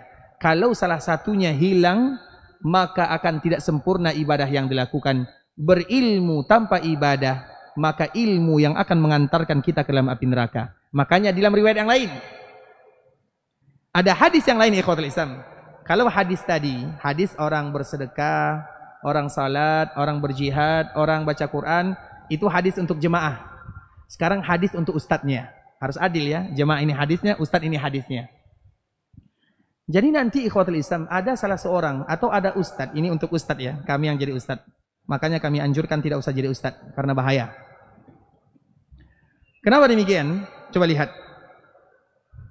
Di hari kiamat, ustadz, ahli ilmu atau yang berceramah, yang selalu memberikan nasihat, maka dia dilihat Tahu kita apa namanya, kalau kita dulu, orang-orang dulu untuk menggiling padi atau apapun namanya kan ada hewan yang berputar-putar kan? Apa namanya itu? Apa namanya? Terserah masing-masing lah namanya, bebaslah penamaan. Intinya seperti itu. Nah, ini yang tadi ulama ini berputar-putar di dalam api neraka. Karena Allah ingin memperlihatkan dirinya untuk orang lain. Dulu dia yang sok-sok tampil. Dia memberikan nasihat. Lakukan ini, lakukan itu, tinggalkan ini, tinggalkan itu. Berat jadi Ustaz Ikhwatul Islam. Kemudian dia berputar-putar. Sehingga semua orang heran.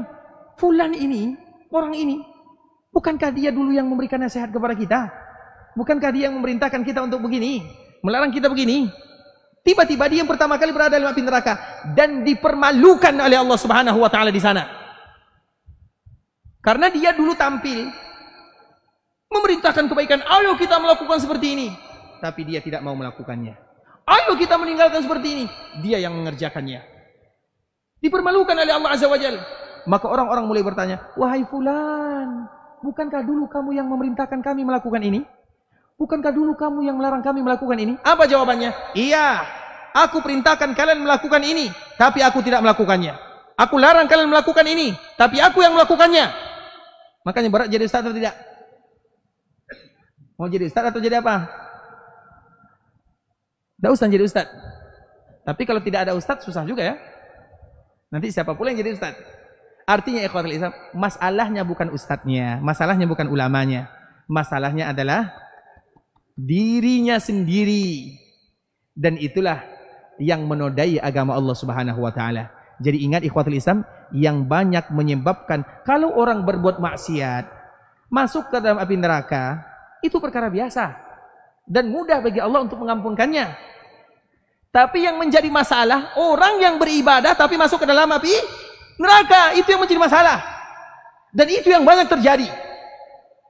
Banyak orang yang beribadah masuk neraka, itu yang terjadi. Itu yang kita tidak mau. Maka itulah orang-orang yang menodai agama. Coba perhatikan perkataan Abdullah bin Mas'ud. Ada orang yang salat 60 tahun. 60 tahun salatnya. Tidak ada satupun salatnya diterima oleh Allah. 60 tahun. Riwayat Abu Hurairah, ada orang yang salat 40 tahun. Tidak ada satupun ibadahnya diterima.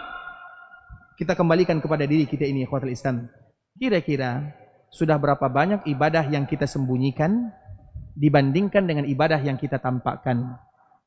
Makanya masalah ibadah itu dianjurkan menyembunyikannya untuk ibadah yang bisa disembunyikan. Salat jamaah tidak mungkin disembunyikan. Baru pulang dari Islamic Center, tidak mau lagi salat subuh nanti.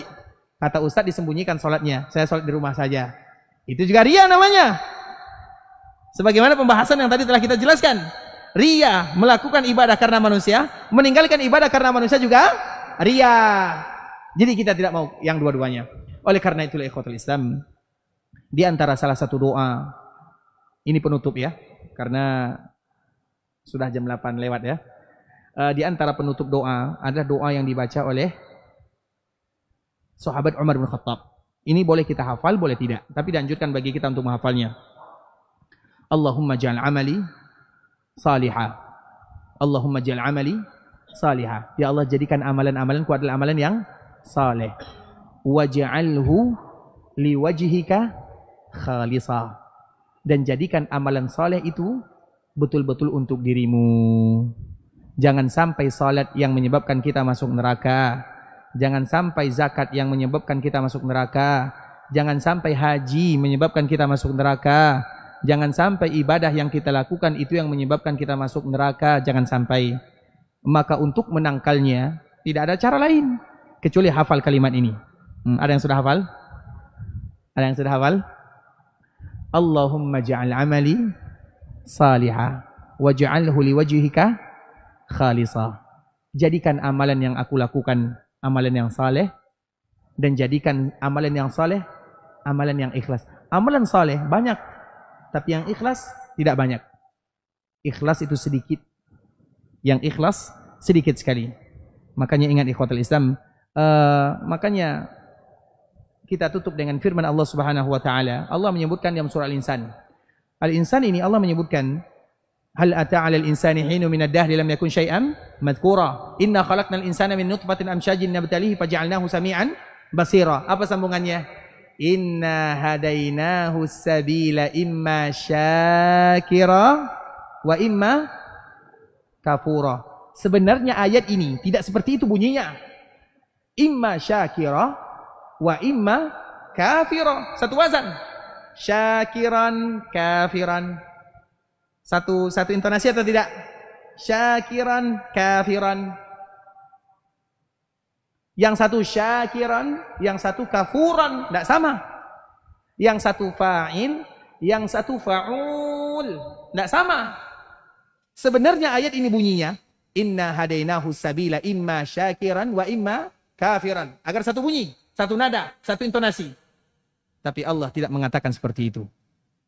Imma syakiran wa imma kafura. Mengapa demikian?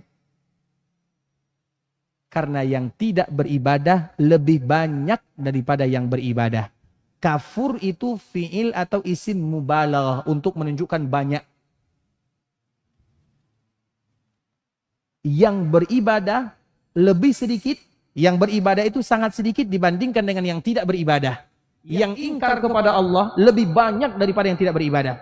Dan yang beribadah itu sedikit lagi, disaring lagi. Makanya di dalam agama ada namanya kulitnya al-Islam. Itu kulitnya. Dan semua kita Islam. Semua kita mengaku Muslim. Dalamannya, di dalam Islam itu sendiri ada lagi iman. Tidak semua orang beriman, tidak semua orang Islam beriman. Tapi semua orang beriman pasti berislam. Di dalamnya lagi ada al-ihsan.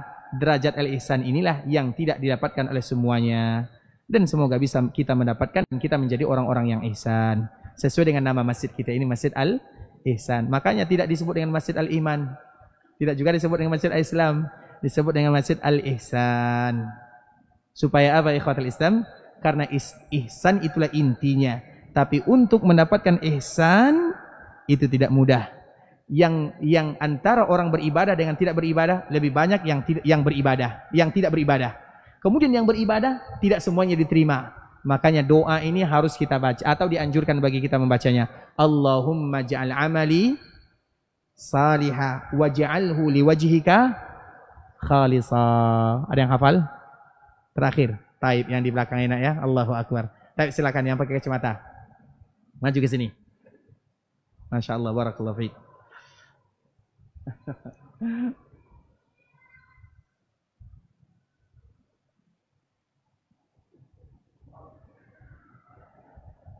Silakan, Masya Allah, silakan.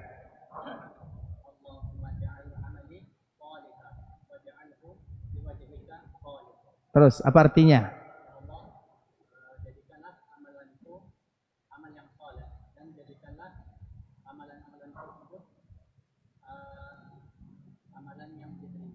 Yang ikhlas karenamu. Yang ini diucapkan oleh Ali atau oleh Utsman? Umar bin Khattab. Masya Allah, silakan Masya Allah. Islam ini merupakan di antara beberapa faedah yang bisa kita ambil pada malam hari ini. Minimal ada berapa doa tadi yang kita sudah sebutkan? Yang pertama apa doanya? Lupa. Apa doa yang pertama tadi? Kalau kita tidak tahu apa isi ceramah malam ini, kecuali doa-doa itu, maka sudah cukup bagi kita bersama. Itulah gunanya kita duduk di sini, ikhwatul Islam. Bukan hanya untuk mendengarkan retorika yang berceramah ya. Semua orang bisa. Tapi yang penting itu apa yang kita bawa pulang. Apa yang kita bawa pulang? Allahumma alhimni rusydi wa a'izni syarra nafsi. Itu yang pertama. Makanya kami selalu bercerita ya. Ini tambah lagi cerita boleh? Satu lagi. Dulu antara Imam Bukhari, antara Imam Malik dengan Imam Syafi'i. Imam Malik dan Imam Syafi'i itu satu antara guru dan murid. Makanya kalau kita sebutkan antara Syafi'i, berarti murid gurunya adalah Imam Malik. Imam Malik itu adalah gurunya semua ulama mazhab. Imam Malik itu adalah gurunya semua ulama mazhab. Bahkan Malik Hanafi itu ikhwatul Islam, gurunya juga Imam Malik. Karena pendapat Abu Hanifah disebarkan oleh dua orang. Yang pertama namanya Abu Yusuf Al-Qadhi, yang bernama Ya'qub bin Ibrahim. Yang kedua Muhammad bin Hasan Asy-Syaibani. Mereka berdua belajar tentang kitab Al-Muwatta. Artinya mereka juga berguru kepada Imam Malik. Kalau Imam Syafi'i jelas, kalau Imam Ahmad jelas, tidak perlu dibahas. Artinya para ulama itu semuanya berguru kepada Imam Malik. Kemudian setiap mereka punya pendapat masing-masing, maka dari situlah keluar yang namanya mazhab. Dan antara mazhab itu ada hubungannya. Salah satunya antara guru dan murid. Kalau itu ulama mazhabnya, seperti itu jugalah orang yang menganutnya. Bisa dipahami? Syafi'i adalah muridnya Imam Malik. Imam Ahmad muridnya Imam Syafi'i. Antara guru dengan murid, semuanya antara guru dengan murid. Berarti begitu juga dengan kita. Kalau ada yang bermadzhab Syafi'i, silakan. Yang bermadzhab Hambali silakan, berarti antara guru dengan murid. Apa yang harus kita permasalahkan? Tidak ada masalahnya. Jelas sampai di sini? Karena mereka adalah antara guru dan murid, dan mereka satu kesatuan yang tidak bisa dipisahkan. Dan sanad mereka semuanya nyampur, cambung. Baik, salah satunya Imam Syafi'i. Imam Syafi'i itu ikhwatul Islam adalah ulama yang miskin. Karena ulama rata-rata miskin. Kecuali Imam Abu Hanifah, itu kayanya luar biasa. Dia pedagang sutra. Kemudian ikhwatul Islam, Imam Syafi'i karena miskinnya, dia ibunya mencari kertas-kertas yang ada di perkantoran atau di apa namanya perkantoran lah. Biasanya di kantor-kantor itu kan banyak kertas-kertas yang terbuang. Ditulis di bagian depannya, biasanya di bagian belakang tidak tertulis lagi, dibuang kan?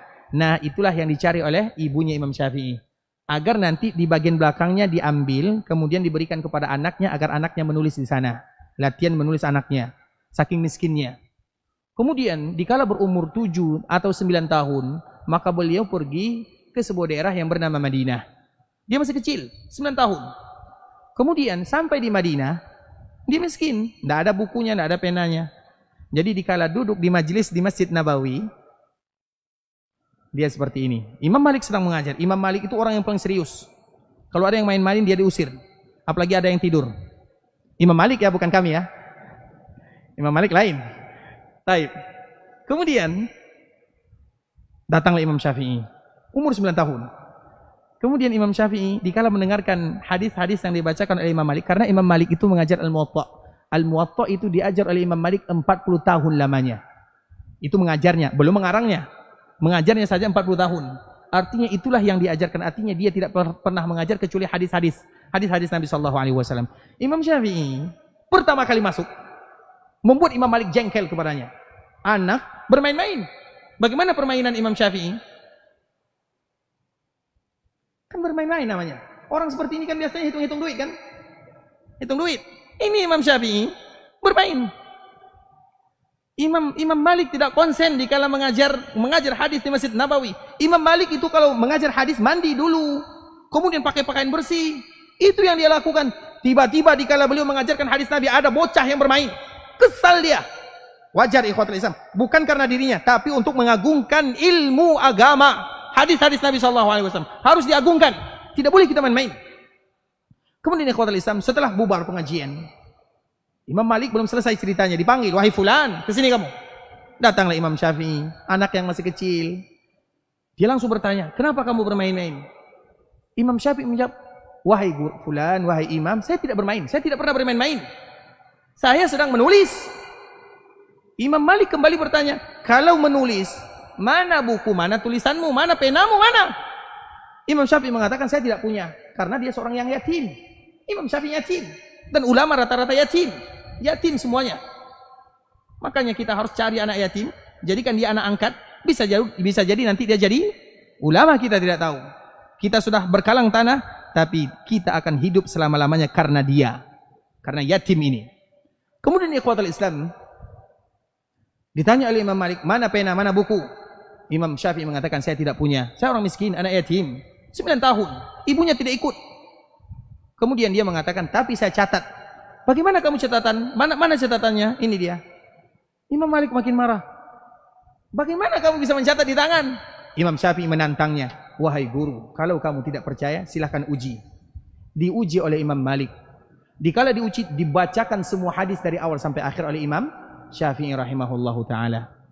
Kalau kekuatan hafalan kita sama dengan Imam Syafi'i, tidak usah menulis. Itu intinya.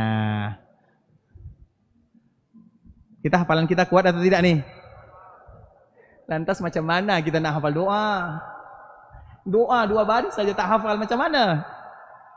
Oleh karena itulah ikhwatul Islam, ini bukan untuk menyindir ya, tapi untuk memberikan motivasi kepada kita bersama. Kadang-kadang kita pulang dari pengajian, kita tidak mendapatkan ilmu kecuali 1 ayat atau 1 hadis. Tapi ingat ikhwatul Islam, bisa jadi gara-gara 1 ayat, 1 hadis, 1 doa, berubah kehidupan kita untuk selama-lamanya. Kita tidak tahu. Dan salah satunya adalah doa yang tadi kita ajarkan. Macam mana kita untuk bisa menghafalnya? Tulis. Kalau tidak tulis, macam mana? Rekam. Kalau tidak rekam, macam mana?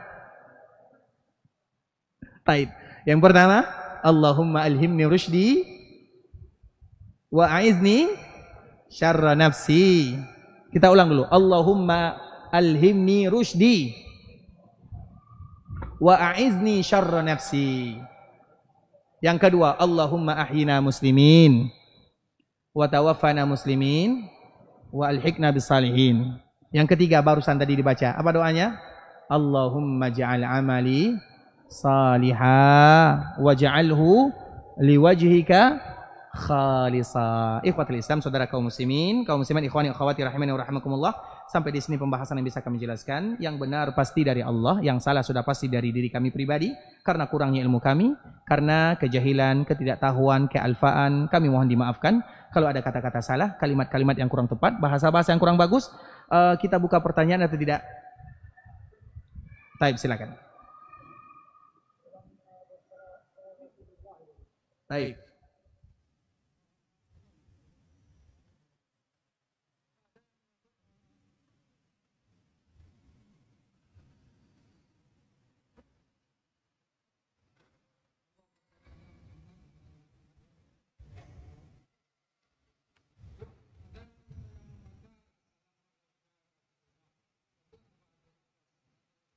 Baik, barakallahu fikum. Untuk wa iyyakum syakarallah. Masalah berselawat kepada Nabi ikhwatul Islam, assalamu alayka ya Rasulullah. Itu adalah ucapan kita siang dan malam. Dikala kita tahiyat akhir, apa yang kita baca? Assalamu alayka ayyuhan nabi. Jelas Pak ya? Itu kalimat yang harus kita baca setiap hari. Assalamu alayka ayyuhan nabi. Itu adalah ucapan siang dan malam. Nah, ketika kita berselawat kepada Nabi, assalamu alayka ya Rasulullah, assalamu alayka ya Rasulullah, atau sallallahu alaihi wasallam, maka itu adalah kalimat-kalimat yang bebas, karena seolah-olah kita menghadirkan Nabi di dalam hati kita atau di dalam kehidupan kita, bukan menghadirkan Nabi di depan mata kita. Kalau kita ingin bertemu dengan Nabi, biasanya orang yang ingin bertemu dengan orang lain, misalnya bertemu dengan orang yang terpandang, orang ini yang datang kepada dia atau dia yang datang kepada orang tersebut? Mana? Dia datang kepada orang tersebut atau orang tersebut datang kepada dia? Contoh misalnya, contoh ya, kita ingin bertemu dengan Pak RW atau PRT misalnya. Kita yang datang ke rumah PRT atau PRT datang ke rumah kita? Hukum asalnya kita yang datang ke rumah PRT. Siapa yang paling mulia di dunia? Siapa yang paling mulia di dunia? Muhammadun sallallahu alaihi wasallam. Maka kalau kita ingin bertemu dengan Nabi, maka kita harus Nabi yang datang ke sini atau kita yang datang ke sana? Kita yang datang atau Nabi yang datang ke sini? Kita yang datang ke sana untuk mengucapkan salam dan salawat dan untuk berziarah ke perkuburan Nabi sallallahu alaihi wasallam. Hanya saja ucapan salam tidak menjadi masalah karena memang itu kita ucapkan siang dan malam. Assalamu alayka ayyuhan nabi. Apa beza antara assalamu alayka ayyuhan nabi dengan assalamu alayka ya Rasulullah? Apa bezanya? Tidak ada bezanya. Yang satu assalamu alayka engkau ya Rasulullah, assalamu alayka ayyuhan nabi. Yang satu assalamu alayka ya Rasulullah. Hanya saja pengucapan salam ini lebih dikhususkan bagi mereka yang berziarah ke perkuburan Nabi yang ada di kota Madinah. Bisa dipahami Pak ya? Jadi artinya masalah ini bukan masalah yang harus diperselisihkan. Karena memang cucu Nabi menyebutkan hadis yang sangat indah, sallu alayya fa inna taslimakum. Kalimat pertama, bersolawatlah kepadaku. Kalimat yang kedua, karena salam kalian akan sampai kepadaku dimanapun kalian. Fa inna taslimakum la yabluni aina ma kuntum. Salam kalian akan sampai kepadaku dimanapun kalian berada. Baik. Pertanyaan yang kedua, apa keutamaan membaca subhanakallahumma bihamdika wa tabarakasmuka wa ta'ala jadduka wa la ilaha ghairuk? Apa keutamaannya? Ingat, mudah saja. Setiap ada kalimat yang ada kalimat, setiap ada lafaz yang ada kalimat tauhid di dalamnya pasti mulia. Setiap kalimat yang ada Setiap lafaz yang ada kalimat tauhid di dalamnya pasti mulia. Kita contohkan. Apa tempat yang paling disukai oleh Allah? Masjid. Apa tempat yang paling dibenci oleh Allah? Pasar. Kita lebih sering di masjid atau lebih sering di pasar? Kan begitu. Tempat yang paling disukai oleh Allah adalah masjid. Kita semua tahu. Tempat yang paling dibenci oleh Allah adalah pasar. Tapi mau tidak mau, kita lebih banyak di pasar. Artinya lebih banyak di tempat yang Allah benci. Karena itu kebutuhan.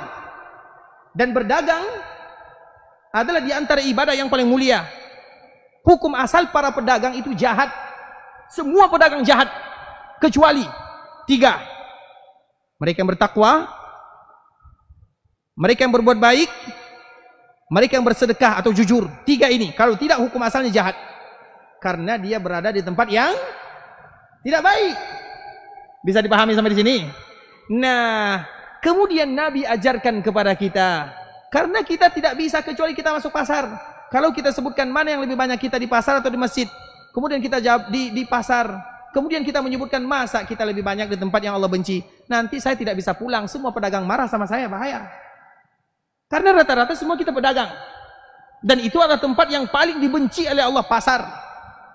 Tapi apakah mutlak seperti itu? Tidak. Makanya Nabi mengajarkan kepada kita. Barang siapa yang masuk pasar, kemudian mengucapkan La ilaha illallah wahdahu la syarikalah, lahul mulku wa lahul hamdu yuhyi wa yumit, biyadil khair wa huwa hayyun la yamut wa huwa ala kulli syai'in qadir, maka Allah akan berikan kepadanya 1000 kebaikan. Allah akan hilangkan darinya 1000 kejelekan. Allah akan berikan kepadanya 1000 tingkatan. Berapa 1000? 1 juta. Setiap yang punya warung, setiap yang punya ruko, kedai, toko, tulis kalimat ini. Tulis. Bikin spanduk besar. Seperti ini spanduknya. Tulis di depannya. Siapapun yang membacanya, untuk kita pahalanya. Karena kita yang membukakan pintu kebaikan kepada mereka. Siapa yang pernah melakukan seperti ini? Wahai orang-orang Bangkinang. Siapa yang ada di tokonya tulisan seperti itu? Sebenarnya untuk membuat kebaikan itu mudah. Kalau kita mau. Makanya nanti, seperti ini ya tulisan. Toko kan biasanya berapa panjang toko itu berapa? 4 kali 4 atau 4 kali 10 lah. Coba bayangkan, ambil satu ini, letakkan sebagian spanduk brosur. Biasanya orang promo ini, promo itu. Kita promo hadis Nabi SAW yang apabila kita baca, yang tadi keburukan menjadi kebaikan, tempat yang tadi buruk menjadi baik. Kita buat spanduk seperti ini, tulis. Siapapun yang membaca kalimat ini sebelum masuk pasar, ini pahalanya. Betapa banyak kita saling berbagi pahala kepada kaum muslimin. Kalau kita mau. Kita mau atau tidak? Cuman berapa ringgit lah, atau berapa rupiah. Berapa rupiah bikin spanduk sekarang? Bikin tulisan ini, cari di internet hadisnya. Esok sudah terpampang di toko-toko kita semuanya. Siap ya? Siap atau tidak? Masih ragu jawab macam mana nih? Siap atau tidak? Dituntut loh di akhirat. Kenapa berubah kalimat ini menjadi baik? Padahal pasar ada tempat yang buruk. Tapi ketika dimasuki oleh kalimat La ilaha illallah wahdahu la syarikalah, lahul mulku wa lahul hamdu ila akhiril hadis. Pasar yang tadi tempat dibenci berubah menjadi tempat yang mendatangkan pahala. Alfi itu bukan sedikit Bapak Ibu. 1 juta kebaikan itu macam mana kita nak dapatkan 1 juta kebaikan? Sulit. Tapi bisa, mudah kalau kita mau. Terutama yang punya toko, perdagangan, berjualan, ucapkan. Biasanya kalau kita di tempat-tempat yang ini, di mall-mall, itu harus kita contoh ikhwatul Islam. Karena membuka kebaikan kepada orang lain itu sebenarnya mudah kalau kita mau. Mudah sekali. Coba bayangkan berapa orang yang masuk ke toko kita setiap hari. Dan kalau mereka pandang, pasti mereka baca. Jadi yang mereka pandang itu bukan, jangan kita selalu menawarkan kepada mereka promo. Jarang kita menuliskan kalimat-kalimat seperti ini. Ya, insya Allah usahakan nanti ya. Itu pula kemuliaan kalimat ini. Doa iftitah. Kenapa doa ini paling mulia? Dianjurkan bagi kita membacanya. Subhanakallahumma bihamdika wa tabarakasmuka wa ta'ala jadduka wa la ilaha ghairuk. Kenapa mulia? Karena ada kalimat tauhid di dalamnya. Cukup itu yang menjadi kemuliaan. Tapi ikhwatul Islam, karena sudah jam 9 ya, kita cukupkan dulu sampai di sini. Kami mohon maaf ya, bukan berarti tidak mau membuka tanya jawab, tapi waktu juga yang memisahkan kita. Jazakumullahu khairan. Kita tutup dengan doa kafaratul majlis. Subhanakallahumma bihamdika asyhadu an la ilaha illa anta astaghfiruka wa atubu ilaik. Wa sallallahu wa sallim ala nabiyyina wa habibina wa khalilina wa sayyidina Muhammadin wa ala alihi wa sahbihi wa sallam tasliman katsira. Assalamualaikum warahmatullahi wabarakatuh.